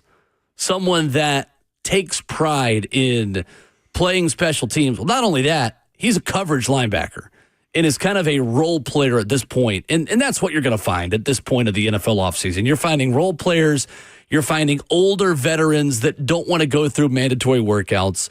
PFF loved his coverage numbers last season. 15th best coverage grade from Pro Football Focus among all inside linebackers last season. It feels to me like if you're going to add anybody else at inside linebacker, for me, Neville Hewitt would be the guy that I would call. Yeah, there's a couple other names that I've heard people mention, but this one, I like that idea just because of the way you framed it. Coverage linebacker, but a core special teamer. Right. Which John Bones Fossil just heard angels singing, and I don't blame him. Plus, bring him over to the good side. Like, leave your father. Absolutely. Leave Darth Vader. But I think he played for the Texans for the last, 4 years? I believe that's right. Yes. But no, he certainly is one of those that I think he could help you based on the way you framed it. And the other part is, wouldn't cost you a ton of money. Right. 100%. Especially this late in the game going towards the season. You're talking about most vet minimum with incentives contracts that are going to be signed over the next few weeks. Which will be very friendly to what you're doing. I mean, you've 100%. got room, but you're not going to obliterate it, 100%. Knowing what he does. Right. We talked a lot about inside linebacker this offseason, and I know both of us had the chance to catch up with Frank Bush at mandatory minicamp and at OTAs, but it feels to me like there is a level of optimism about James Williams, Cedric Gray, Otis Reese, and Anthony Orji. And one of those 4 guys stepping up and earning that role. And again, I go back to what Bill Callahan said. Ramon and I talked about it last week. That is a position where you don't really know until the pads come on. So it's not time to have answers in permanent pen yet. It's not time to know exactly who's going to be next to Cody Barton there. That's going to play out over training camp, over preseason games, and all of those things. But there is a balance the Titans have got to strike, because yes, they could bring in some edge help. Yes, they could bring in another corner and things like that. But for the Titans and for Chad Brinker and Mike Borgonzi, an important part of 2025 is learning what you have for the future. And if you were to bring in, let's say, a full-time starting edge rusher, or, if Zadarius Smith is the guy, okay, great. But what does that take away from the development of some younger guys who you want to be ready to be full-time starters in 2026? Like, does that hinder the development of a Jalen Harrell, of a Femi Oladejo, of, an inside linebacker, a James Williams? Like, that's the important distinction the Titans have got to make in the process, in a rebuild that's kind of starting. You've got to pick positions where you're willing to take risks and just find out what you have, because knowing who to invest in for 2026 is also an important part of this process in 2025. So as evaluators, and Mike Borgonzi and Chad Brinker and all that staff, the great thing that they have and what they've asked guys to do, and I mean as in position coaches and coordinators, to, give their thoughts on what they have, because they're the ones coaching them and are hands-on with them. Denard Wilson is getting a pretty good idea of knowing what a lot of these guys are going into year 2, year 3, whatever.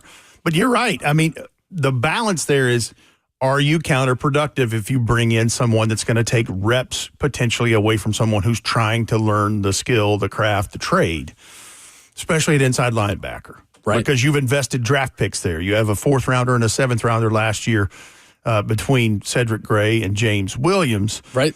And what's the one thing that you've heard everyone, but especially Chad Brinker and Mike Borgonzi, hit the pulpit and preach all offseason? Draft and develop. That's right. Draft and develop. And ultimately, you got to throw those guys out there and see what you got. That's exactly right. 100%. But you're right about the pads part of it. And so we know the first practice will be the 23rd. Uh-huh. And that's Saturday for the back to football weekend, the scrimmage at Nissan Stadium. Yeah. Go to TennesseeTitans.com. You can find, I think you have to get tickets through there. It doesn't cost you anything. Right. But you have to register and get the tickets. If my math's right, that would be the first padded practice. Sure. So you're going to start seeing how that picture develops. But really, that week leading up to the Tampa preseason game, right, after you've had a set of joint practices, is going to tell you a little more about what you're doing.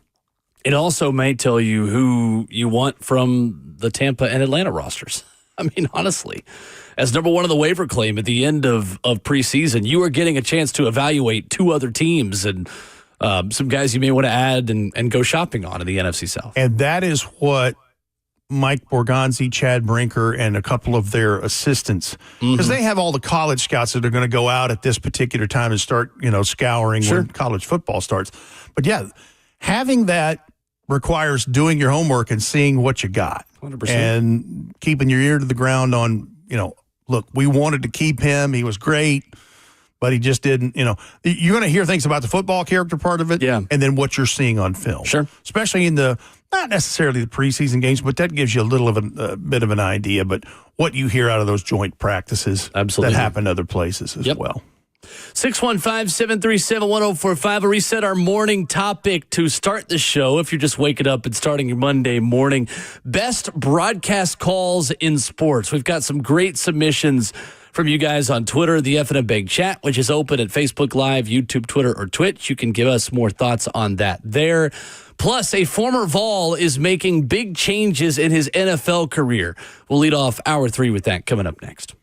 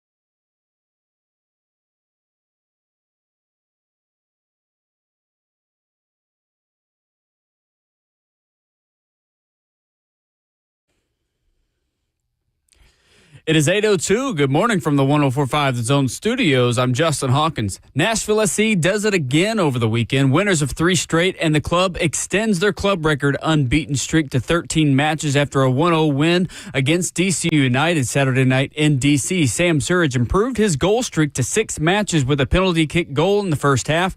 Surridge became the first player in NSC club history to score a goal in 6 straight matches and is the current Golden Boot leader in the MLS with 16 goals. The Boys in Gold sit 2 points behind the Philadelphia Union, who have 40 points on the season and sit first place in the Eastern Conference. The two will meet at Geodis Park this Saturday. The Nashville Predators had a trade overnight. The Preds are trading defenseman Jeremy Lazan and center Colton Sissons to the Vegas Golden Knights in exchange for defenseman Nicholas Hague, according to TSN's Darren Drager. Hague, who had 5 goals and 7 assists in 68 games last year for Vegas, has agreed to a 4-year, $5.5 million extension with the Predators. Tennessee Vols football was active in recruiting over the weekend as they land 4 commits. They landed edge rusher Kedrick Golston, interior offensive lineman Edward Baker, in-state athlete and wide receiver Zayden Anderson, and athlete legend Bay, who picked the Vols over Texas A&M. For all your foundation repair and waterproofing needs, you got to go to USSTN.com. Breaking news at once on your home for the Titans and Vols. This is 104.5 The Zone.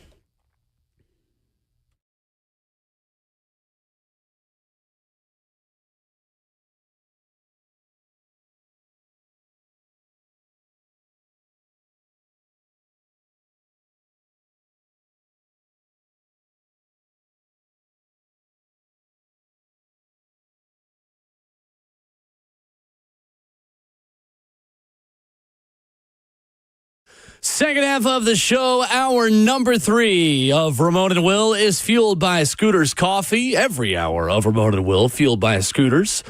Locally owned in Rivergate, Smyrna, Brentwood, Whitehouse, or Mount Juliet. Amazing people, amazing drinks, amazingly fast. And we have amazingly quickly already happened upon hour number 3 on this Monday morning. Rhett Bryan in for Ramon Foster. Justin Hawkins is our producer. I am Will Bowling, 615-737-1045. At the blink of an eye, Rhett Bryan to the second half of the show already this morning. Hour 3, here we be. Yes, that is right. That is absolutely right. Our morning topic today, what is the best broadcast call in sports? 615-737-1045 in the FNM Bank chat. Tons of great submissions. We've got everything from Kirk Gibson, I don't believe what I just saw, Jack Buck, the old baseball stuff, some Masters, some Tiger Woods, some Jim Nance. I feel proud of the variety, Rhett, that we've had this morning in the chat and on the phone lines as well. Well, yeah, here's one right now. The double bang from Mike Breen, always the classic. Yeah. Broke it out when Steph Curry hit that half-court game winner against OKC a few years back. So that's not the first Mike Breen mentioned this morning. Somebody else had the Gus Johnson calls of all the CJ2K runs. Yeah, sure. Sure. Of course, I heard all the Mike versions of those, which were electric too. But I just, if you're giving superlatives out to former Titans players, CJ2K has to be the most electric Titan. Oh, yeah. Absolutely. I mean, just supercharged. Totally agree. I remember growing up after he scored the touchdown against Kansas City when he played the bongo drums. I would fake play the bongo drums at recess after I scored touchdowns. So the one time I ever scored a touchdown at recess at Edmondson Elementary School, Go Explorers, I would play the bongo drums after I scored. Yeah. But yeah, man, that was the team rushing record that day. Was it 332, I think? Yeah, that's right. And Lindale had an 80-yard scamper in that one. He did. Absolutely right. But most electric Titan, that superlative would have to go to CJ2K. And if you went defensively, if he was the offensive electric player, Javon Kearse would probably be the defensive player. I didn't know. We were talking with Brent Hubbs Friday about Javon Kearse, and he brought him up because we spoke about Joel Wyatt, prospect here from the Webb School in Bell Buckle, who is trying to decide between Tennessee and Vanderbilt, wants to play safety. He thinks he's a safety. Tennessee sees him as a Leo, kind of that hybrid edge rusher and coverage guy, the position that now Byron Young played, now L.A. Ram, and then, of course, James Pierce Jr., who's with the Atlanta Falcons. And Brent Hubbs brought up Javon Curse, mentioning, well, he got to Florida as a safety when he first was a Florida Gator. I never knew that. Never knew that he got to Gainesville as a kind of hybrid, positionless defensive player. Well, here's one of the reasons why that gets lost in history. Javon, he must have a metabolism that just goes into overdrive. Because now he was always the guy trying to keep the weight on. Sure, right. Because he was so wiry and muscular at the same time. And I mean, I've heard stories about, how many calories he'd have to chomp down a day to keep some stuff going. That doesn't surprise me. Right. That's so interesting. I love the background of all those kinds of things. Another submission we not yet mentioned that I love both calls of, the local call and the national call, is Sid Bream's slide to beat the Pittsburgh Pirates in the Game 7 of the NLCS 1992. Of Skip Carey's call of Braves win, Braves win, Braves win, just over and over and over. And I think on the national call, it was Sean McDonough who had the call of safe. And one of, I love Sean McDonough. I don't mean to disparage him, but one of the iconic voice crack calls in Sean McDonough's broadcast history. And look, I've had a big voice crack and a big Sam Surridge goal for Nashville SC. Sometimes those, you feel like you messed up in the moment and they end up being just real. Like, it just feels like it is your real reaction, even though it doesn't sound maybe as clean as you wanted to in the moment. And I beat myself up for mine. I ended up looking back on that fondly of like, no, voice crack means it's real. You're legitimately that shocked and surprised, and sometimes that's okay. And it's just think of it as your friends are gathered and you're at a watering hole, or you're at somebody's house and you're watching it on the big screen, and somebody just loses their mind. Right. And listen, that Sid Bream scooter, I mean, never was real fast. One of the most unathletic players in the history of the Atlanta Braves. Had issues with the wheels. Sure. Oh, God, that was, wow. Yeah. Wow, that was another a hell text of a play. from Jarvis Schaefer, a young Pittsburgh Pirates fan at that point, unhappy with us once again. Yeah, he'll get over it like a fence. NFL headlines over the weekend. Jalen Hyatt speaking to the Giants Huddle podcast, saying he has added more than 20 pounds this offseason. The former Vol wide receiver, who tells NFL.com and Giants Huddle, where this is quoted, saying, I played at 170 last year. That is a very, very lightweight to play at as an NFL wide receiver. Jalen Hyatt saying, I'm around 194 to 120, or it's not 125, 194 to 195, added 25 pounds. He says, I'm telling you, that's what darkness does to you. It changes you, saying he believes the extra weight won't impact the 4.4 speed that helped him become a third-round pick of the New York Giants out of Tennessee in 2023. He is a guy that Giants fans, and rightfully so, expect a lot more out of. Only 23 catches for 373 as a rookie. And last season, Jalen Hyatt only had 8 catches for 62 yards. A bit surprising, just the way he hasn't really stuck in New York as a part of that offense. Well, and we think about that wide receiving core could use some help. I mean, everybody knows Malik Neighbors is WR1, but it's, who is it? Darius Slayton and Wan'Dale Robinson are the other names in that room. How tall? I can't remember. How tall is Jalen Wyatt?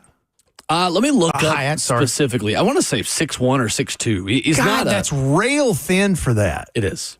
It is. To the point of you're worried about durability issues. Well, and you've got to I'm not worried about him taking some of the speed off. You need functional play strength. 100%.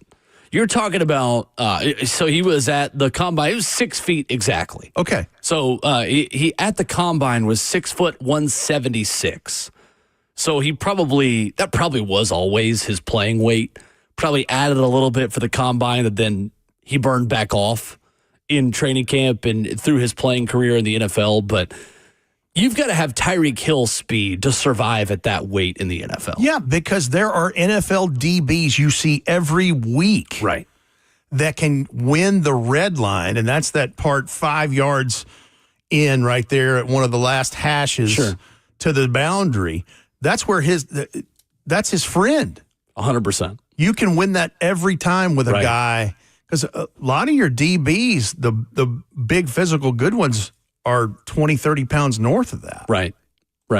It's interesting with Jalen Hyatt, was so interesting because he obviously came on strong with Josh Heupel in that offense late. He was a guy that had some drop issues, just wasn't consistent with Jeremy Pruitt before Josh Heupel got there, and he's not the only one. But even when he was a Josh Heupel receiver, he struggled when he was jammed at the line by a more physical corner. And it was always hard for him, especially against those Georgia defensive backs, that Kirby Smart DBs are known as being so physical at the point of attack and so handsy that he was just never strong enough to consistently win those basically hand fights and just battles at the line of scrimmage. And that was always going to be the struggle for him at the next level. But you hoped that with the right offensive coordinator, the right system, anybody could use speed and make something out of it. But it just, for whatever reason, maybe it's the quarterback situation, maybe it's the O-line inconsistencies. There's just not time for him to get open, but he needs to have a big season now going into year 3, Jalen Hyatt, to really set himself up to get a chance even elsewhere. I mean, he may not even make that roster if he only has 8 catches all of last season. I'd have to look at who else is in that room, but I mean, it's a very good possibility because that is a bad market for him to be doing that because New York people are unforgiving. Yes. But all of your productive and the really good and even obviously elite wide receivers, the skill set goes beyond. You can be fast all day long, whatever. If you don't snap off the top of your route and if you cannot create separation, it makes it awfully tough. 100%. You have to be able to create. So that's where the route running and all those nuances and body work come into play. And then again, functional strength is a huge part of that. Like you mentioned Tyreek Hill, there are a few outliers. You better have cheetah speed if you're going to, play and be at a smaller size and stature that whatever the good Lord gave you at this point. Right. Tyreek Hill, who just ran a 10.2300 at a track meet a couple weeks ago. And think about this. He's not a spring chicken anymore. No, he's not. He's absolutely not. He's got good technique. What, though, I'm serious when I say this. The gold standard to me, Darrell Green running 40-yard dashes in his 40s that were as good as some people half his age. It's insane. Crazy. Totally insane. I don't know what I could run on a 40 today. I just know my hamstrings wouldn't make it in one piece. So that's and I'm 27. I'm not running anything like that. How about that? That's right. Not even a little bit. 615-737-1045 is our number. I'm sore from playing kickball yesterday, so that shows you my level of athleticism at this point in my life. Coming up next, Tennessee football and Josh Heupel with 4 commitments over the weekend and potentially more on the horizon. We'll get the latest on Rocky Top from our good friend Ben McKee of Go Vols 247 after this.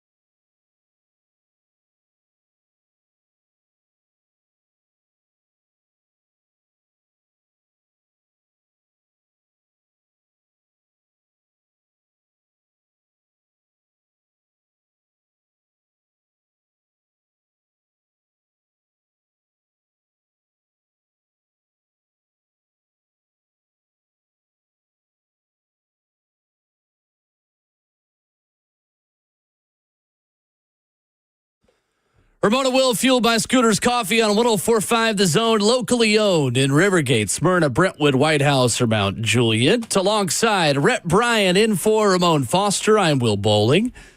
Pleased to be joined this morning by a good friend of the program. He is the one and only Ben McKee of Vols 247, with a lot to talk about in Knoxville after a busy recruiting weekend for Josh Heupel in Tennessee. Good morning, Ben. How are you? Good morning. I'm doing well. I'm in survival mode a little bit. Daycare is out this week. So we've got some cartoons on the television helping me out here this morning. I'm just trying to survive this morning. What are the cartoons? What are we watching today? Hot Wheels. Okay. Beat that. I like it. Hot Wheels. Well, the last time we spoke to you, Ben, it was right after Tennessee's baseball season ended, and you were excited to reintroduce yourself to the wife and the two kids because you don't have things to cover over the weekends. Like, have you had a chance to breathe a little bit? I know there's a lot of recruiting going on right now for Tennessee football and baseball, but it feels like Tennessee beat writers get less and less time off in the summers than ever before now.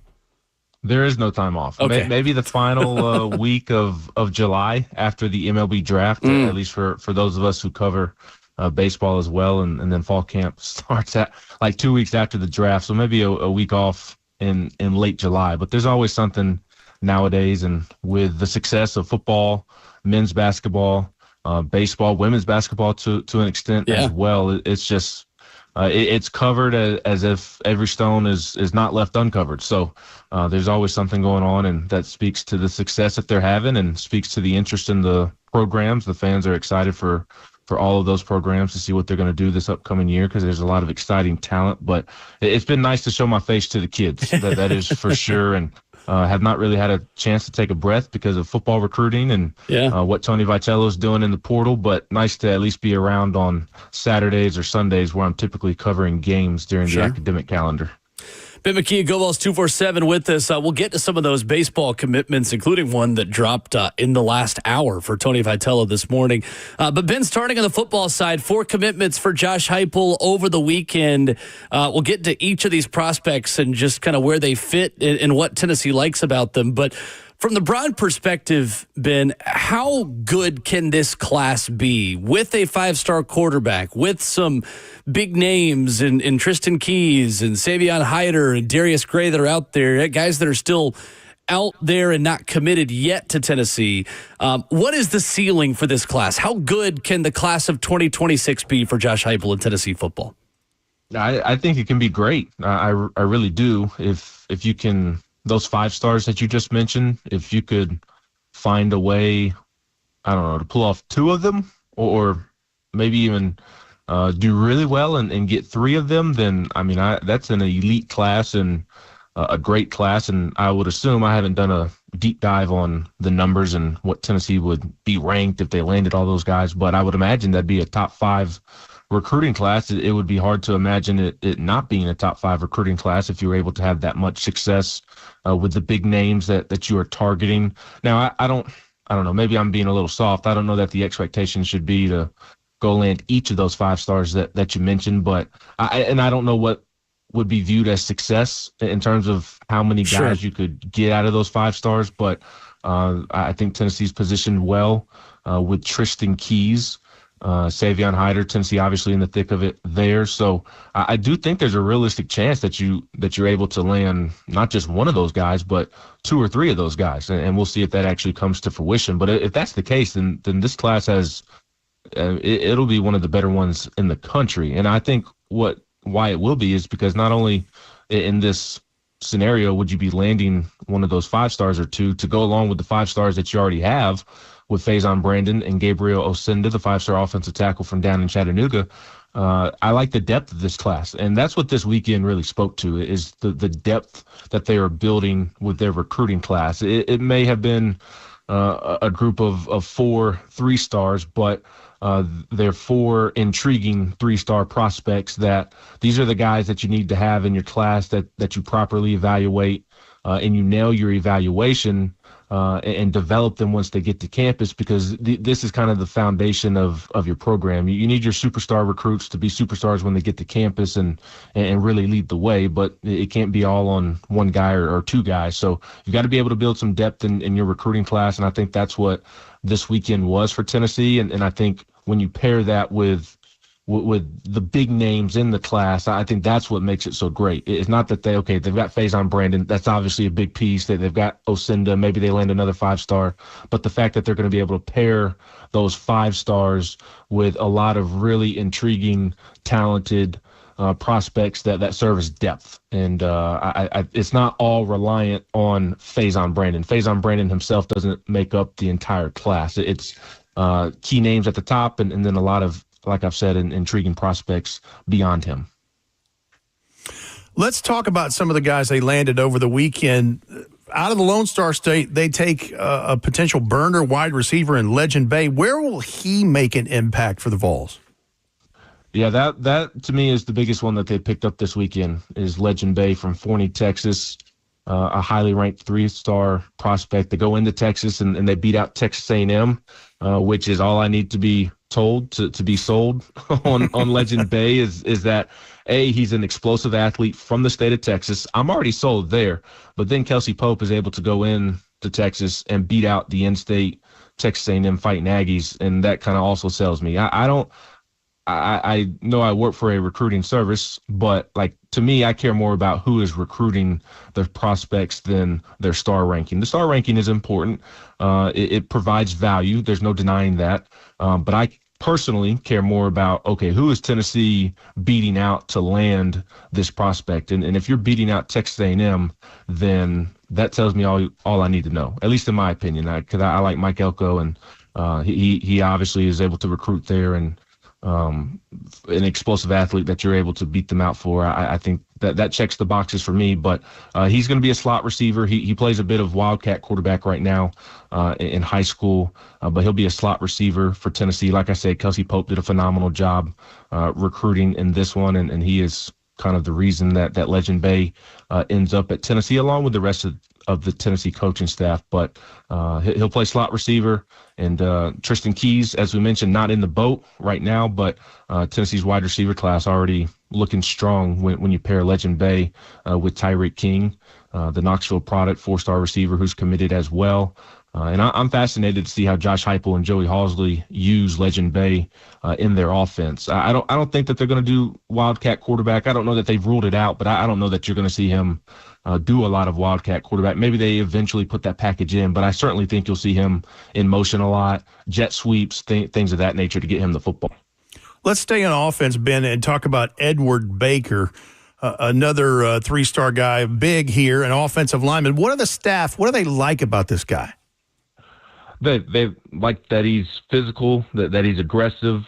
He's played a lot of right tackle at his high school there in Baltimore, and I kind of feel the same way about Baltimore that I do Texas in terms of evaluating where the prospect is coming from. Baltimore turns out a lot of talent, and he comes from St. Francis Academy, and St. Francis Academy has been very kind to Tennessee over the years, and this is the latest one, and Tennessee was able to hold off Ole Miss in part because of how early they pursued him. They reached out to him early in the process, and that stuck with him throughout his recruiting process. And like I said, he's played a lot of right tackle so far at St. Francis, but most people think he's going to be an interior guy at the next level. He believes he's going to play guard at the next level, and that's because he's aggressive, he's physical. He is long for somebody who is projected to play inside, but he's a better run blocker right now than he is a pass blocker. That's what he's going to need to continue to work on. And he's not a guy that's going to get on the field right away, but he has a lot of interesting traits, and that is that he is so aggressive and so physical. He is long, so they like his aggressive nature. Ben McKee, Go Vols 247, our guest this morning on Ramon and Will. 2 defensive products, a legacy at Georgia in Kedrick Golston, whose dad played for Rodney Garner. Incredible for Coach G to have father and son, an 11-year NFL vet in Kedrick Golston Sr., spending a lot of time with Washington, and then local product from Greenville. I was covering him at the state track meet just a little over a month ago, and Zayden Anderson. Tell me about these two guys, Ben, and what Tennessee likes about them and the impact they can make on defense.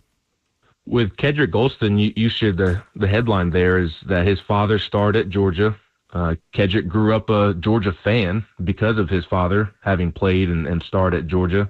But the love for Rodney Garner and how comfortable the family is with Rodney Garner and their belief in him is what allowed them to beat out Georgia for his services. And it wasn't just the Rodney Garner factor. That was the vast majority of what went into the decision, obviously. But he said that it's everybody at Tennessee. He's a big believer in Josh Heupel and the entire defensive coaching staff and the program overall. He's a big believer in the people, and that really sold him in addition to the Rodney Garner factor. And he loves how Tennessee uses the Leo position, which is what he's projected to play, be an edge rusher. And in Tennessee's defense under Tim Banks, the Leo position is the edge rusher. And he loves how much they use the Leo. It's not strictly to rush off the edge, but they use the Leo, as we saw with James Pierce Jr. last year, do a lot of different things in terms of where he was lining up and other things. So Rodney Garner was a big factor, but he loved Tennessee's entire coaching staff and how they use the Leo position. Zay Anderson, a very intriguing prospect. I know when I was reading on him this weekend and doing our content over at Go Vols 24/7, I imagine that you had bumped into him on the track somewhere, Will, and that's what Tennessee was sold on with Zay Anderson is his speed. He's been timed in the 100 meters at 10.71 seconds. And he's more than just a track guy, but he's a track guy, former basketball player, football player. He's just a heck of an athlete, and that's what sold Tennessee on Zay Anderson from right down the road in Greenville. And I think that excites them is not only the speed, but the fact that he hasn't focused on solely football just yet. He's just been a heck of an athlete doing a bunch of different things. So now that he's going to focus solely on football, how does he develop and progress as a football player? I think that they feel like he has a very, very high ceiling in that regard. Some schools recruited him as a receiver. Tennessee recruited him to play corner. And Tennessee's done a lot of work in the secondary of late, but it's been mostly with safety. So Zay Anderson is Tennessee's first true corner commit, and they're a big fan of his athleticism and his speed. And who knows, maybe he could also help on special teams, and not the usual freshman, sophomore helping on special teams, but maybe with that speed and being a former receiver, being able to be the returner and make some things happen there. Ben McKee, Go Vols 247, our guest. So, Ben, kind of a two-part question for you, and it's one I think I already have the answer to, but Jake Retzlaff, BYU quarterback, becomes available yesterday and officially, or not officially, I guess yet, but plans on entering the transfer portal. It's the language of the way these things work, right? BYU quarterback. Tennessee, obviously, maybe if he was available in February or March, might have had a different process within this. But with Joey Aguilar kind of getting his feet wet in the system at quarterback, with Jake Merklinger and George McIntyre obviously in that room, do you see Tennessee having any interest at all in the BYU quarterback? And how much confidence do you think this staff has in Joey Aguilar in a short amount of time? What have you heard about his early days learning the system and getting to know his teammates? Yeah, I'd be surprised if they went after the BYU quarterback just because it's June 30th. And when you went out and got Joey Aguilar, you were already worried about running off George McIntyre or Jake Merklinger. And I think especially Jake Merklinger because George coming in as a true freshman, Merk's been here. I believe he felt like when Nico left, it was his turn to take over the quarterback room. So you already had to navigate those waters a little bit with the quarterbacks already in your room. And I think doing it this late, not that I don't know that Merklinger would be the one that I would worry about leaving. Yeah. I would be stunned if George left. If they were to, in this alternate universe, bring in the BYU quarterback. I don't think George would leave, but I think you'd be risking things with Merklinger. Now, again, it's June 30th. By the time he makes the decision, it's going to be at some point in July. Who knows when in July? If it's the middle of July, where's Merklinger going to be able to go at that point? But I wouldn't want to upset the room if I'm Tennessee, and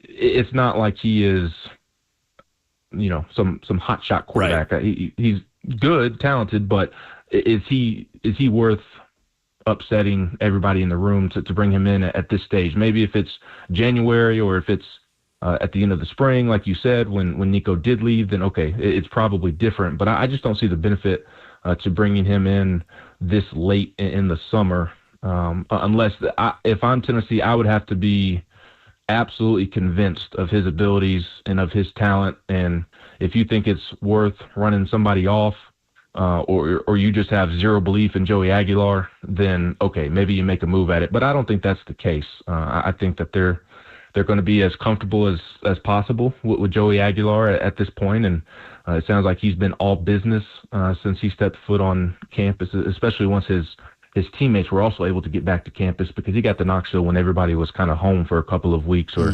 however long, and now that he's been able to get in the building and get to work with his receivers, I think it's going as well as it possibly can, given all the circumstances. So I don't think going after the BYU quarterback makes a ton of sense, just because of the timing of it, and it's not like he is Jalen Hurts transferring, right, or somebody like that. If it were Jalen Hurts, okay, I think it'd be a different conversation. But no, I think they're just given everything that's transpired this in 2025 so far, I think they're as comfortable with Joey Aguilar as possible. Ben, quick one for you on the way out. You just had the story at Go Vols 247, just became official. Rutgers pitcher Landon Mack committing to Tony Vitello. You talk about knowing how good a player is based on who they pick Tennessee over. LSU, the main competition for Landon Mack. What can you tell us about this pitcher and the role that you see him in for Tony Vitello in Tennessee next season? Yeah, I'd be surprised if he's not in the starting rotation for Tennessee next year. He's a potential Friday night guy. It's probably him or Tegan Coons, who pitched at Tennessee this past year. It's probably one of those two guys being your Friday night guy next season. And if anything, regardless of who is the Friday night guy, that is a potential lethal 1-2 combination in your starting rotation. Many schools in the SEC are going to have a hard time topping that 1-2 punch right there. And it's a massive win for Tennessee, because I know there's been a lot made of how many pitchers have entered the portal. And it's not that there's been anything wrong with what Tennessee is doing or has been doing. It's an effect of these new rules, the new roster size that is coming to college baseball. They're having to go down from around 50 in the program to a hard 34. And with that comes a lot of unfortunate casualties, and it's not been a lot of fun conversations for the staff to have, but it's just a byproduct of the new age of college athletics that we're entering with all the revenue share stuff. So Landon Mack's a big one because of how many pitchers were out the door. You're also going to have a lot of pitchers drafted next month and sign with organizations. So Tennessee's been desperate for some pitching, and this is as good of an arm as you're going to find in the portal this year. You mentioned it. You beat out LSU, and there was a lot of LSU buzz over the last week or two. And from my understanding, Tony Vitello really earned his paycheck this weekend, is what somebody told me. So Tony Vitello doing what he does. And a couple of weeks ago, Tony was doing an interview with somebody here in Knoxville and said that if there's a kid that we have on campus right now, that if he were to come here, nobody would be able to stop us. I'm paraphrasing. It was something along those lines. And Landon Mack was who he was talking about. So Tennessee has a lot of belief in Landon Mack and believe he's a future first-round pick. Wow. So this is probably him and Henry Ford are probably going to be the biggest two commitments that Tennessee lands in the portal this summer. Really quick, Ben, gut feeling, does Henry Ford make it to campus, or is he going pro? I think it's 50-50, but I do think there's a real chance, but it's going to be tight, and Tony's going to be sweating it out on the MLB Network coverage. Lovely. Good stuff as always with our good friend Ben McKee of Go Vols 247, covering Tennessee athletics. Crushes it as always. Thank you, Ben. Enjoy your Hot Wheels, sir. Appreciate you. Thanks, guys. Y'all have a great week. All right, you too. There's Ben McKee joining us here this morning. That is the both the luxury and the chaos of college baseball this time of year. Luxury is in it makes it interesting. this time of year. The chaos is coaches lose years off their lives learning if guys are going to go pro or not and get to campus. But Henry Ford, there are a lot of opportunities. Sounds like Landon Mack is going to make up for that a little bit, though. 100%. And he's not draft eligible for 2 years. So Tennessee is guaranteed to get him for 2 seasons.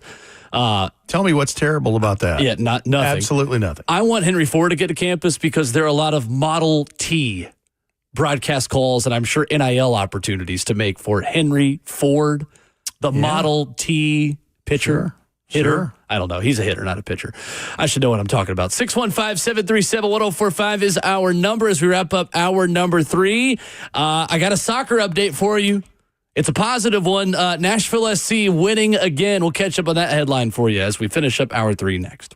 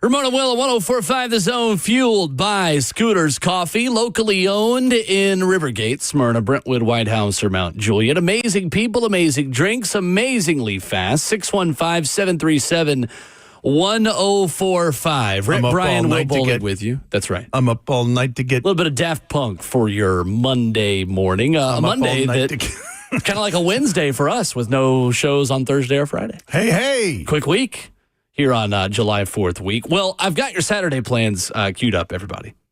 And if you are listening to the sound of my voice, first of all, hello, welcome, good morning. Secondly, you need to be in Geodis Park this Saturday because Nashville SC has done it again. Nashville beating DC United 1-0 Saturday night at Audi Field in our nation's capital.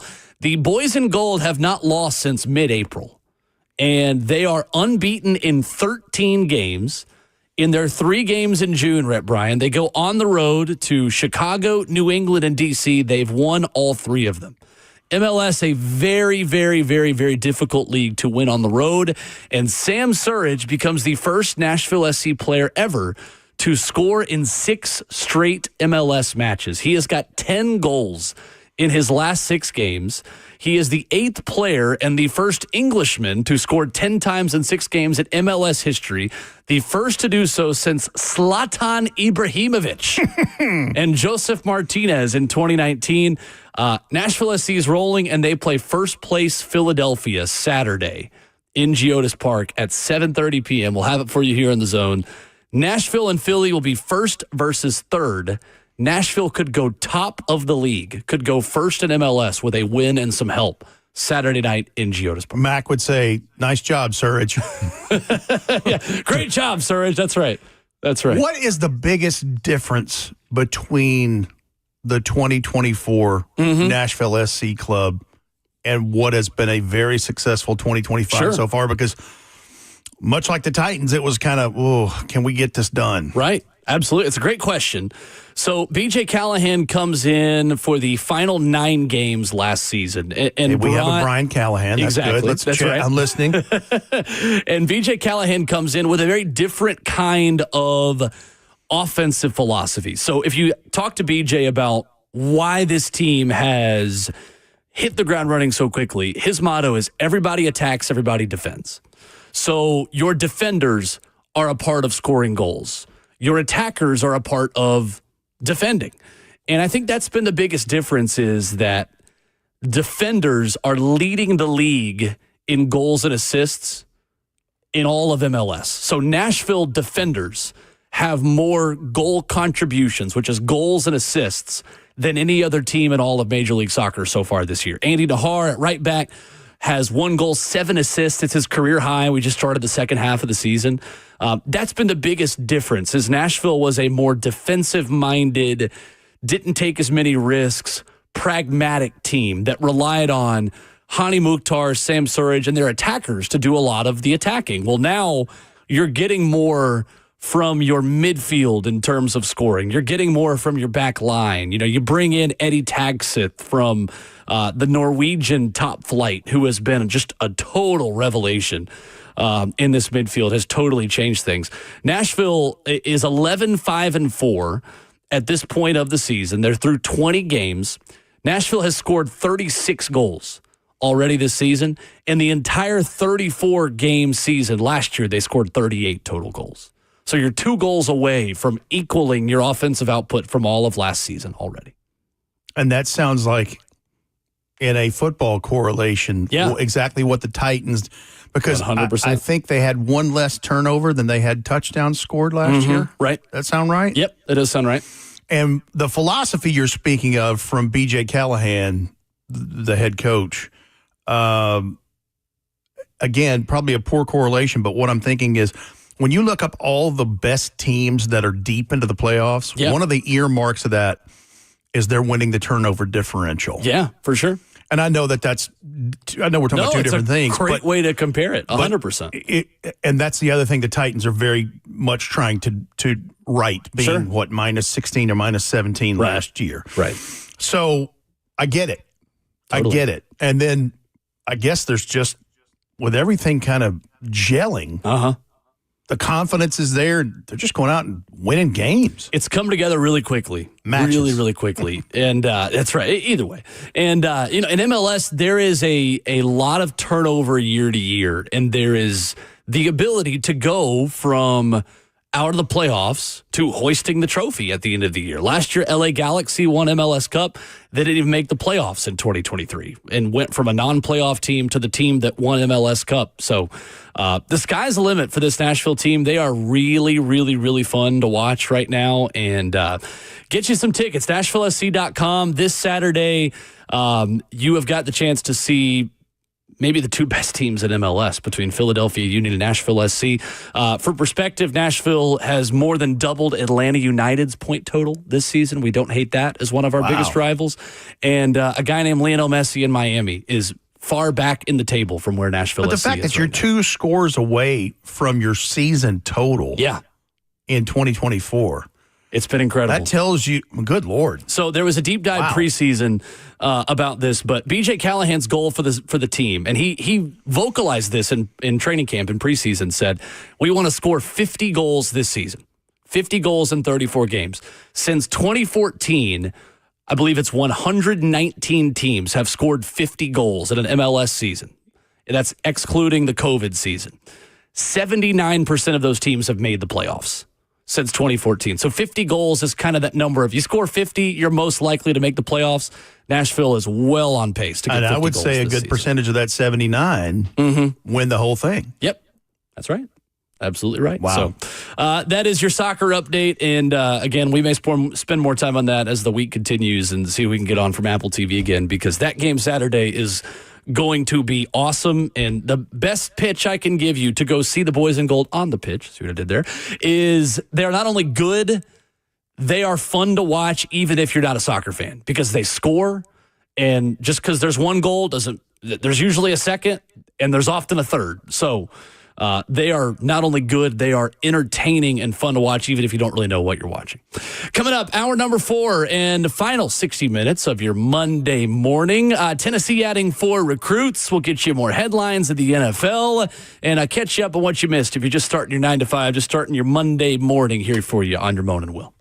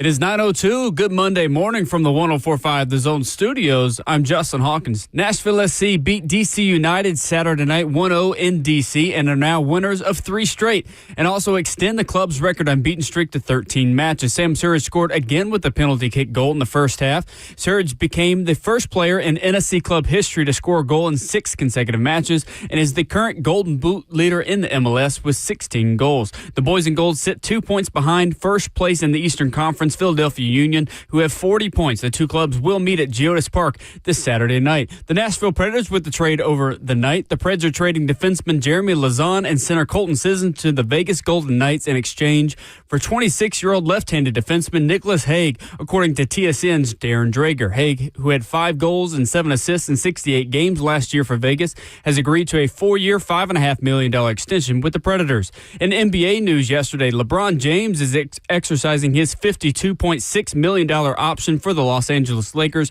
for the upcoming 2025 and 2026 season. He will now become the first player in NBA history to play a 23rd season, which breaks a tie with Vince Carter at 22 seasons played. For all your foundation repair and waterproofing needs, you got to go to USSTN.com. Breaking news at once on your home for the Titans and Vols. This is 104.5 The Zone.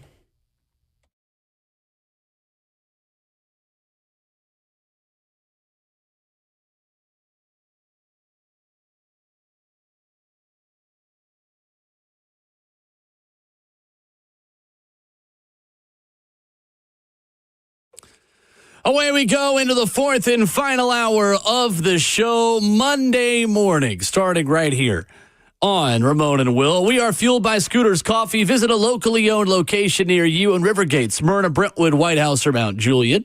Amazing people, amazing drinks, amazingly fast. Rent Brian in for Ramon Foster.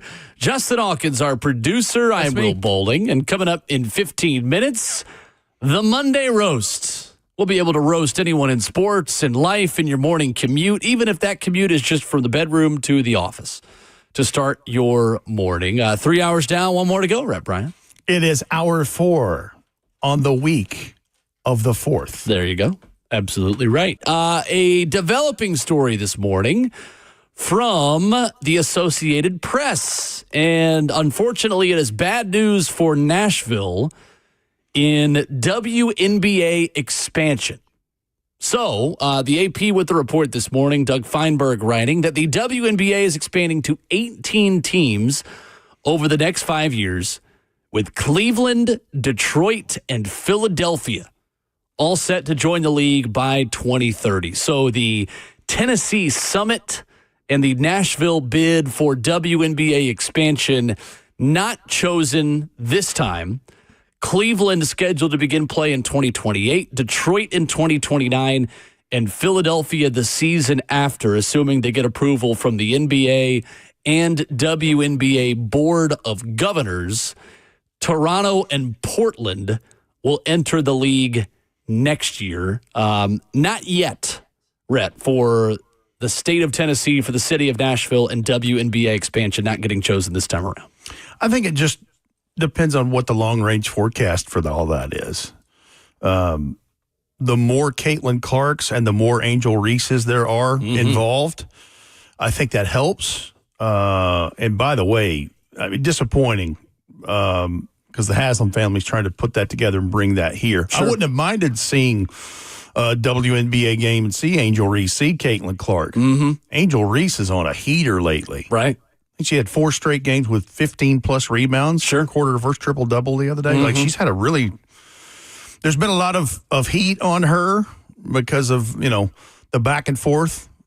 But she's starting to ball. She is. And that's the thing is I think if she'll just ball, she'll learn that'll get her a lot further along in this thing. Yeah, 100%. You can talk, you know. Larry Bird was one of the biggest trash talkers in the world, but he could back it up with shots and, you know, playing ball, man. That's a good potential Ramon and Will draft that we should do this summer. Draft the best trash talkers. I'll tell you another one that would be a draft is dirtiest players in the game. Ooh, yeah. That's a great one. You could throw an NBA one together pretty quick and an NFL one. Oh my Lord! I'm laughing because I'm thinking about the division that Ramon Foster played 11 years in. I think some of the top members of that list, and probably the number one overall pick, would be Bengals linebacker Vontaze Burfict, who Ramon played against quite a few times. But just go down the list of some, with all due respect, some AFC North linebackers. Old Raiders linebacker Jack Tatum. Oh, gosh, yeah. I mean, 100%. There's some infamous things in there, too. But yes, dirtiest players in the game. Yeah.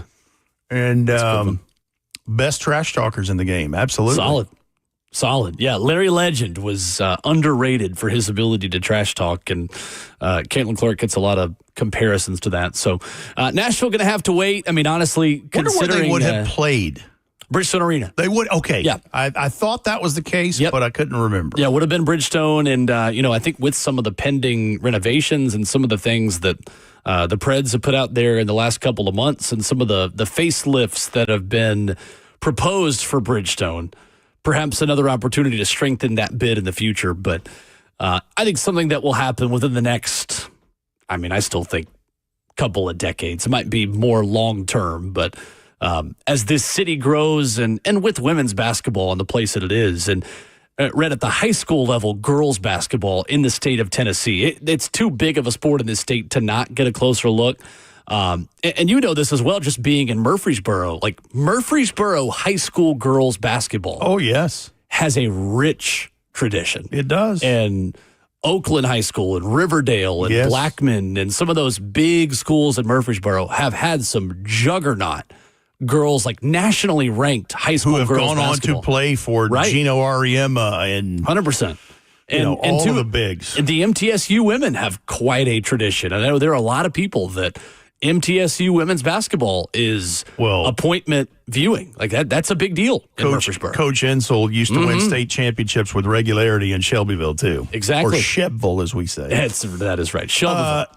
Here's the greater question with WNBA stuff, and that is disappointing. MLB comes before WNBA? I still think WNBA is an easier fit. It absolutely is. And let me say this. It's easy to throw that question out, but we haven't talked about the economics of it because you've just highlighted right there. Obviously, new Nissan Stadium's going up. That's opening 2027. Sure. And then Bridgestone Arena has been overdue probably for some upgrades and some things in that.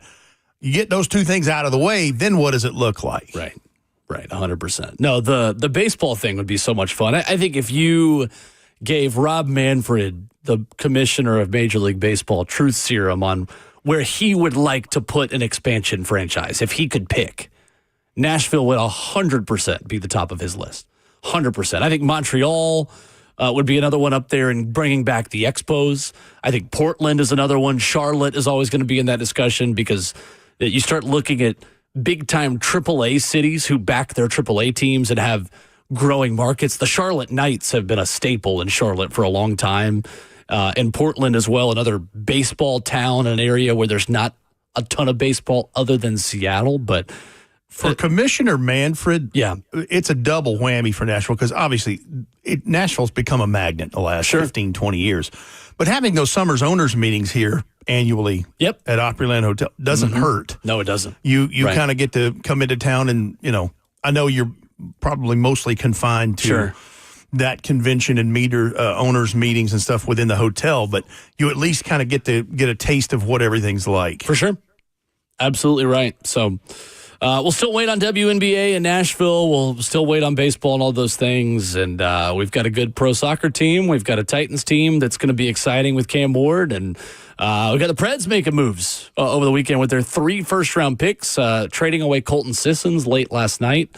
And Jeremy was on for Nicholas Haig of Vegas. So we've got a city that is looking to do, we're talking about Nashville SC a minute ago, and follow in the footsteps of NSC and rebuild. By the way, with Oklahoma City winning the NBA Finals the other day, you realize Tennessee is the last state to have pro sports within said state to not have a world title. Wow. Are we really? Yeah. Oh. Yeah, that happened when OKC won the series the other night. Interesting. I did not see that. That's interesting nugget. Yep. Interesting. I'm good for something. No, you're good for not plenty. much. No, I'm good for something. Absolutely not. Coming up next, the Monday roast. Who do you want to roast in sports, in your commute, in your weekend, in your Monday? We open up the phone line, 615-737-1045. You can complain about whoever you'd like to. Coming up next.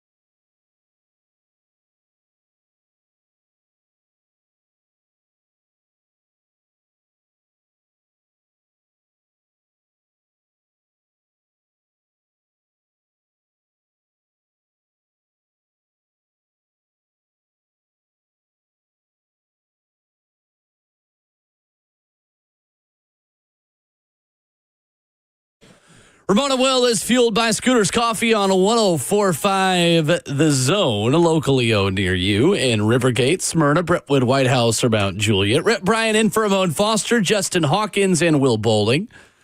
Do you realize how long this song has been on the adult contemporary charts? No. How long? I don't know off the top of my head, but it's some ridiculous number. So you know me, I always go back to music. Sure.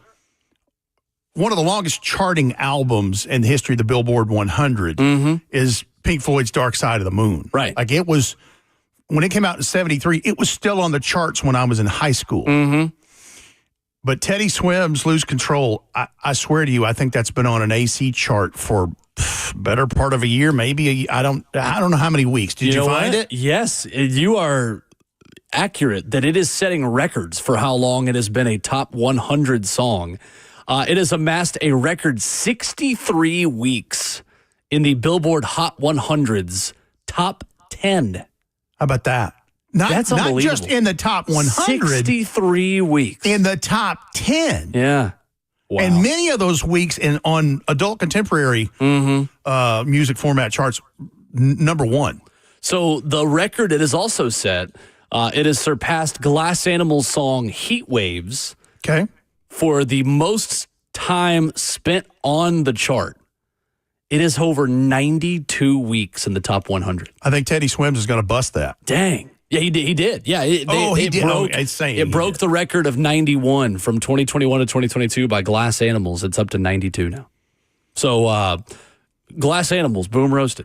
Good way to start the Monday roast. Have you come up with a Monday roast for us this morning? I got one for you. Okay. All right. Well, let's hear the intro music. Give you the chance to call in 615-737-1045 for the Monday roast.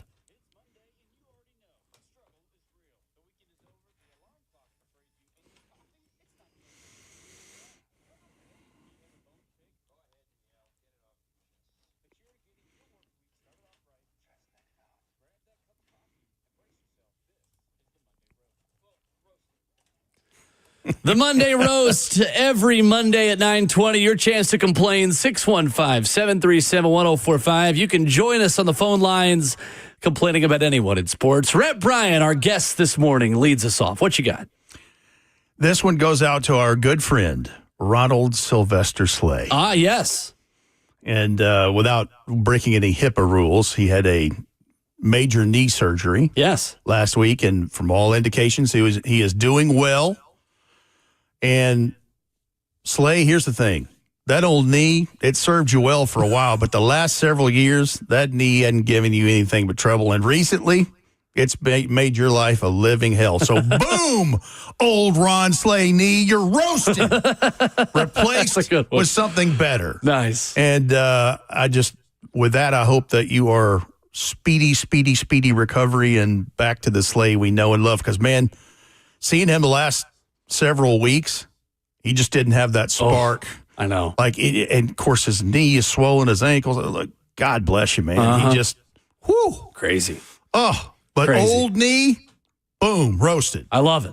Good stuff. Slay's birthday yesterday as well. So happy birthday, King. Another year around the sun for the unofficial mayor of Nashville in Ron Slay. I love it. That's a good one. Justin, what you got for us? You go next this morning. Nashville SC, they have both been cooking clubs on the field, on the pitch, and online through social media. Their social media admin is absolutely on fire right now with posts on Twitter and Instagram after the last two wins against the New England Revolution last Wednesday, DC United on Saturday. Let's start with the New England Revolution on Wednesday. They had a couple posts, and so one of them was in reference to the Titans ending the Patriots dynasty back in 2019 in the AFC divisional round. Or was that the wild card? The wild card.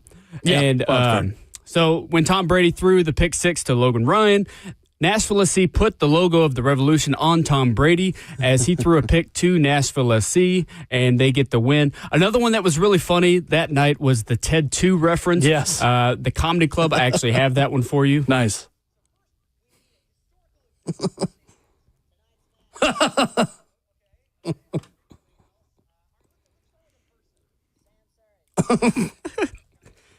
Had a hat trick that night.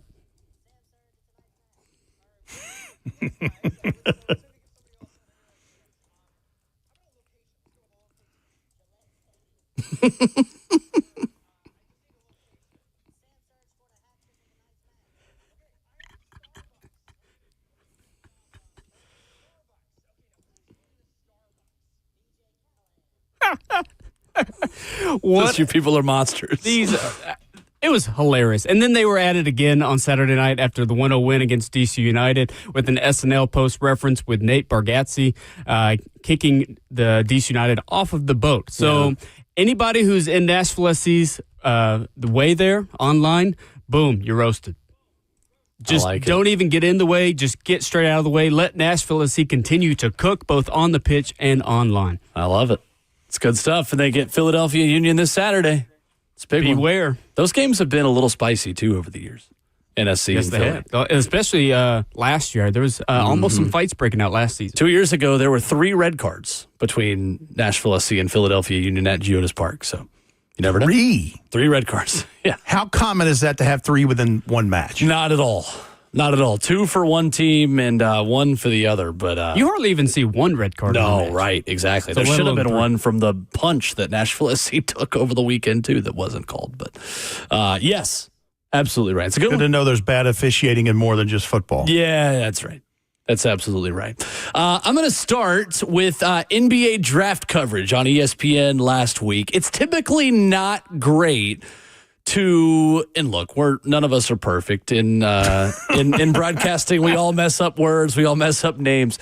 If you're going to mess up a name, though, it's not a great idea to mess up a name of a former coworker and someone that used to be on your network. That is what ESPN's Malika Andrews accidentally did last week. Instead of Cedric Coward, a little bit of a misstep on NBA draft coverage last week.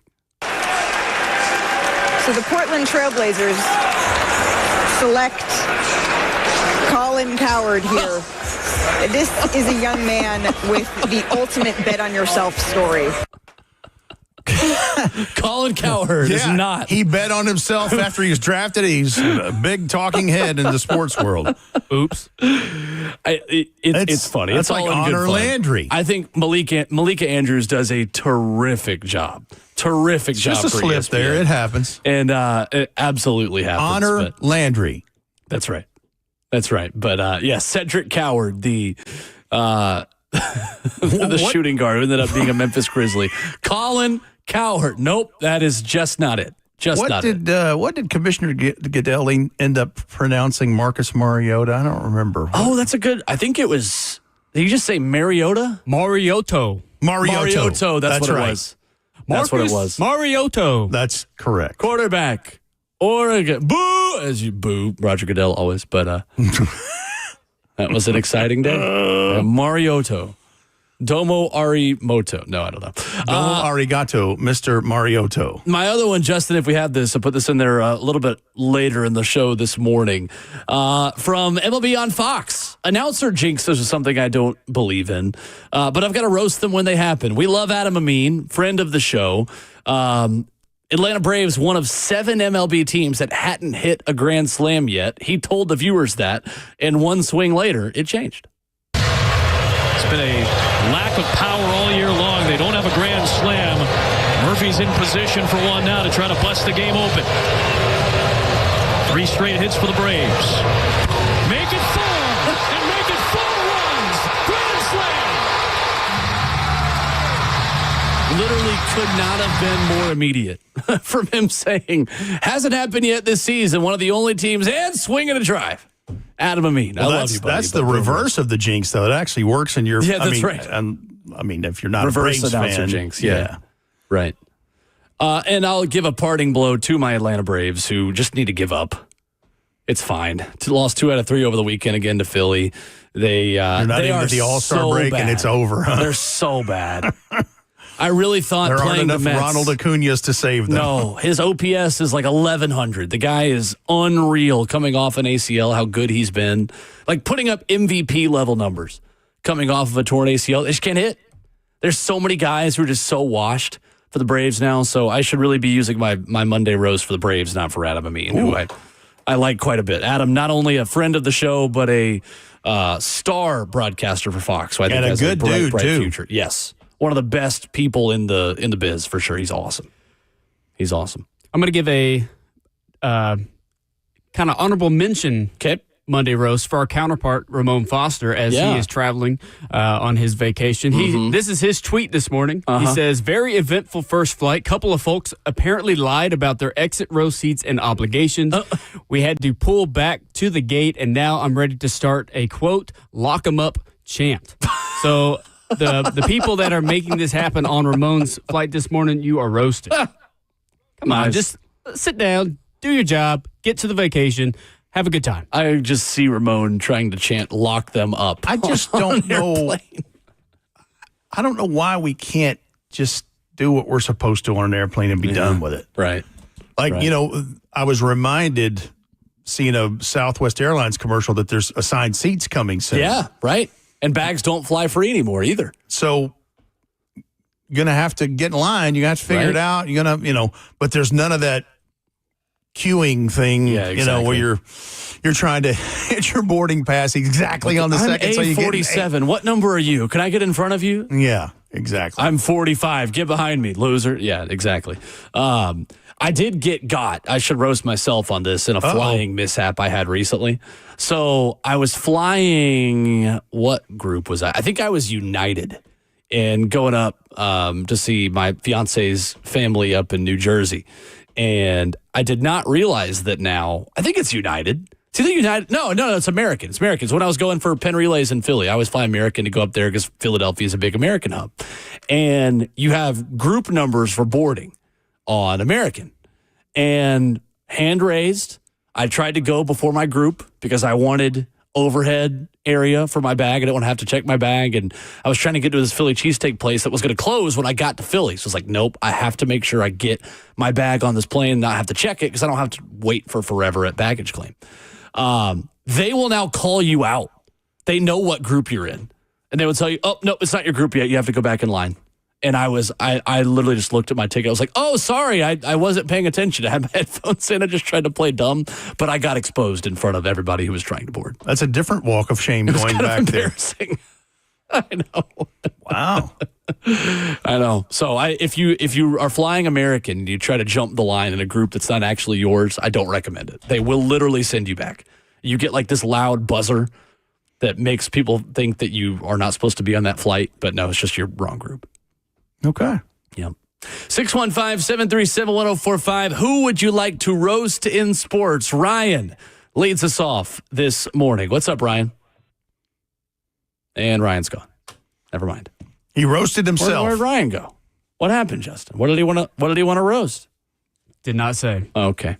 Well, maybe it was me. Either he roasted himself or his cell phone coverage. Ryan, if you're listening, please call back. All good. 615-737-1045, our number. While we wait for more reactions and more things, the F and Bing chat as well. Nick Suss, the Tennessean, this morning, Rhett Bryan, with a Nissan Stadium project update. And there is a circular hole 660 feet in diameter, his lead, resting atop the new Nissan Stadium construction project. Halfway home. 35-month project. Nick Suss, the Tennessean, talking with Titans Stadium project executive Kellen DeCourcy that things are on schedule, and July is the 17-month mark in the 35-month project. So believe it or not, we're halfway there. And the thing is, truth be known, they're probably a little further along than that because the weather has been very cooperative. Mm-hmm. Sure. Now, it's been rainier the spring and first part of the summer here, but they have enough structure in place. They can work on other stuff in shelter. It's just wild to think how fast that thing's going up because every time I go to the stadium for some other reason, go to current Nissan Stadium, you just realize how far along they've done all this, because I'm pretty sure they're done with all the concrete, at least the topping out of the concrete part. They're still putting in the prefab, what is the base of where all the seating sections are, that is done by Stadia, which is a prefab thing they're brought in from South Carolina and another plant in Atlanta, Georgia. They've been putting those in since January. And I think they put in, I want to say like 10 to 12 pieces a night or something like that. But anyway, you're really starting to see that take shape with all the bowl structure. But, and then if I remember correctly, when I toured it back in March, the steel top out, we will see that, I think, around Thanksgiving. Okay. Nice. I can't remember if it's Thanksgiving of this year or next year. Anyway, it all kind of blends together, but it is coming along nicely. You listen, when you go to TennesseeTitans.com and just look at the camera, you can look at that and go, yep, that's football stadium. Absolutely. I was over there at the Titans Pro Shop the other day getting some Father's Day stuff, Father's Day presents, and it is tall. Like really, really, really tall. And driving by the interstate, if you've got that part of your commute, like it is towering over old Nissan Stadium and just that whole area of East Nashville. I mean, it's incredible how tall it is when you're standing right next to it. Hey, how about this from Ian Rappaport and Tom Pelissero? Oh! The Pittsburgh Steelers have finalized a trade to acquire all-pro cornerback Jalen Ramsey. Wow. Okay. Jalen Ramsey to Pittsburgh. Yes. Making a big splash on defense. Ramsey adjusted contract includes a $1.5 million raise in 2025, making his salary $26.6 this year. Pittsburgh loads up. Interesting. All right, so we don't have a return yet. No, on what the draft compensation is. Do you have a guess on what the trade value is for Jalen Ramsey? Well, given his age and tread left on the tires and all those things, I mean, you would think it's probably a third or fourth rounder, wouldn't you? My guess is a 2026 fourth. If we're making guesses, I think it's a fourth round pick. Yep. Steelers. $26.6 million is a lot of money for him at this point in his career. Not that he's really fallen off, but no. He is still a high-level player. Nashville's own Jalen Ramsey on the move to Pittsburgh. Jalen Ramsey. I've known that guy since I was a 8th grader, freshman in high school, I think. Yeah. Just one of those people that you watch him do things that you feel like normal humans shouldn't be able to do as easily as he has made it look since he was in high school. It's been so fun watching his career since he was in high school. He is a stud, absolute stud. So big time for Pittsburgh, who bolster that defense. And you imagine now that Pittsburgh has that done, TJ Watt's knocking on the door saying, all right, guys. When is my turn? When is it my turn? When is it my extension? And think about that. So who's still playing very well into his mid-30s, Cam Hayward up front. TJ Watt in there, and then this on that third level. I mean, that ain't nothing to sneeze at. No, not at all. So at corner now in Pittsburgh, you have Joey Porter Jr. on one side. Mm-hmm. You have Darius Slay. Yep. And Beanie Bishop Jr. Yep. Within that secondary, safeties, obviously Deshaun Elliott and Minkah Fitzpatrick. Yes. And Derek Harmon, their first-round pick up front. They are continuing to invest more capital in rebuilding that defense in real time with old Aaron Rodgers. And think about this, too. Omar Khan, the general manager, it's not super common for the Steelers to swing trades, but think about this. This offseason, Jalen Ramsey, Aaron Rodgers, DK Metcalf, Darius Slay. Yep.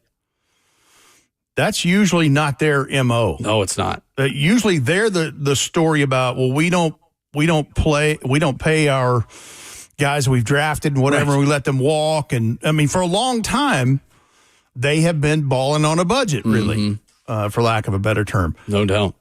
That's a big one right there. Iconic franchise for the Nashville native Jalen Ramsey to Pittsburgh. We still don't know about draft compensation yet, but we'll get that to you as soon as it is made But as public. we have been talking about, as we've been talking about this morning about the best calls in sports broadcasting and just some things, you mentioned Mike Tirico with his 25% rule.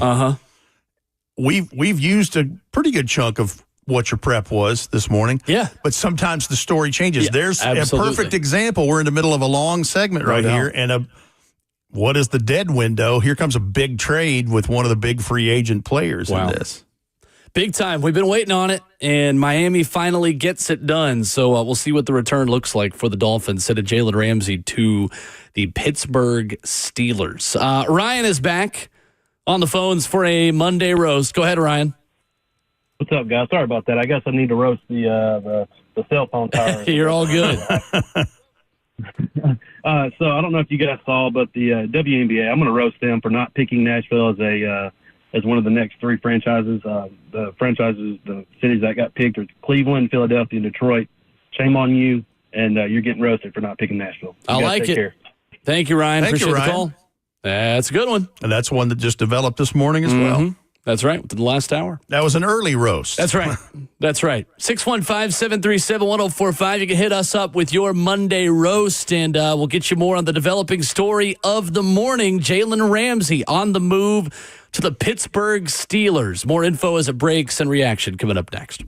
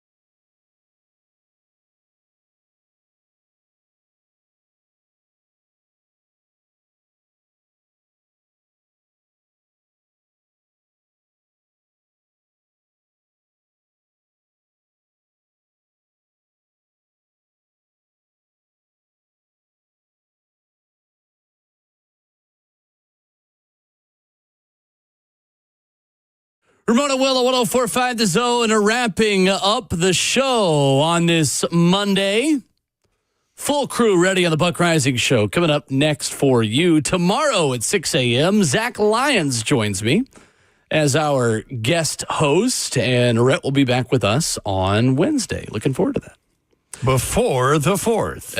Exactly right. 615-737-1045, the final call for phone calls.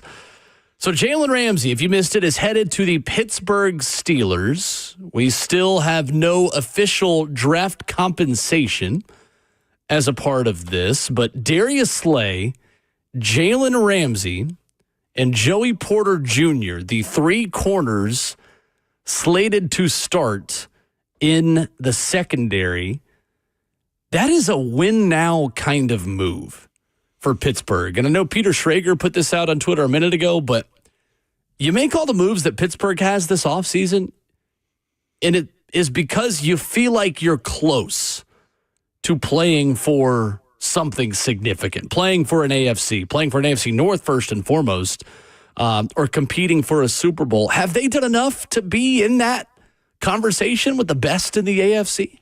All I know is Mike Tomlin is hoping that is what comes to fruition, because he is the longest tenured coach in one spot now. Now that Pete Carroll's, had been out in Seattle and is now with Vegas, and of course Bill Belichick is at UNC. Sure. It feels like they're loading the wagons to try to compete for everything. And one wonders, and I'm sure this is a huge topic in Pittsburgh right now with the trade that's just been swung, is this Mike Tomlin's last season if it doesn't go right? Right. Because there's been whispers of that the last 3 or 4 years, but yet the guy keeps having winning seasons. But at some point, that's not enough. Totally. Even in the Steel City. But for sure, I just wonder about that. It feels to me like it is a definitive answer either way on Mike Tomlin and the Steelers at the end of 2025. Like, it's management, it's the front office giving Mike Tomlin, maybe in their mind, everything he needs to compete. And either you make it work and we continue to load you up, or this could be it. Well, and they've swung 4 significant player name trades this offseason, which is very uncharacteristic. 100%. For the franchise, but certainly under Omar Khan, the general manager's tenure. In fact, I think the last thing I remember them trading for someone of note would have been Minkah Fitzpatrick when they swung that trade with the Dolphins. Right. Which certainly that has Minkah's a great player, so no surprise he's been doing well there, because he was doing pretty good in Miami before he was shipped out. But I don't ever remember them having an offseason where they had 4, like if you're an NFL fan, all 4 of these guys they've traded for. 100%. And a couple of them, even outside of the sports regime. Right. PFF putting this out a minute ago, talking about Jalen Ramsey among corners since 2022. 85.4 Pro Football Focus grade, ranking him 6th among corners. 9 interceptions. That's tied for 4th most since 2022. This is where he fits, though, as in the steel curtain defense. His run defense grade at the corner position. Number 1 among corners since 2022, a 91.4 run defense grade from Pro Football Focus. Wow.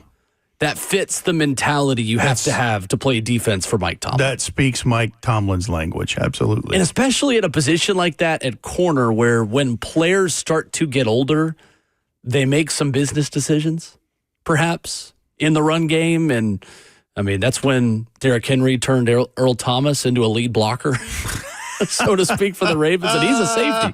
How about that parting line after that game, too? Oh, man. Good S, Earl. That's so good. So good. Oh, boy. Mike Florio asked the question at Pro Football Talk this morning, saying critical facts that are not being given to the usual suspects, meaning reporters, saying, what are the Steelers giving up, first of all? Secondly, how much of Ramsey's 2025 compensation is Miami paying? 2 things that... Yeah, because they reported he got $1.5 million pay bump this year. So 26.6 is the number. How much of that is Miami eating, and then what are they getting in return? Right. Now, that is true. And that's one of those situations where, oh, wow. Oh, my goodness. The return. It's not a draft pick. It's a player, Rhett. And it's one we just mentioned. It's Minkah Fitzpatrick to the Dolphins. Whoa. So Minkah goes back to Miami. Yeah. Minkah Fitzpatrick for Jalen Ramsey. Straight The swap. rare player for player trade. Wow. That is a big surprise. So Minkah Fitzpatrick to the Dolphins for Jalen Ramsey. Whoa. Robert Walsh just sprinted back out of the control room to go talk to Buck and Lucas about it. Whoa. Hello. So Juan Thornhill, the backup safety on the depth chart for Pittsburgh. So clearly Juan Thornhill be the guy. And Juan Thornhill was a free agent pickup, wasn't he? 2019 second-round pick for the Kansas City Chiefs. That's right. Who spent last season, I believe, with Cleveland. Yeah, there was a lot of safety free agent pickups this offseason. I remember him going there. Yep, Cleveland Brown played 11 games last season with 49 tackles for Cleveland. Wow. So there you go. Jalen Ramsey to Pittsburgh, Minkah Fitzpatrick to Miami, a mega trade. Yeah, that's burying the lead a little bit on what the trade was for. Hello. Wow. Josh Norris of Underdog says that's an NBA trade. Yeah, it's kind of what it feels like. Back at it tomorrow morning. Rhett, you'll be back with us Wednesday. Looking forward to it. Indeed. Appreciate you. Good to see you as always. Zach Lyons joins me tomorrow. Buck Rising has you covered next on 104.5 The Zone.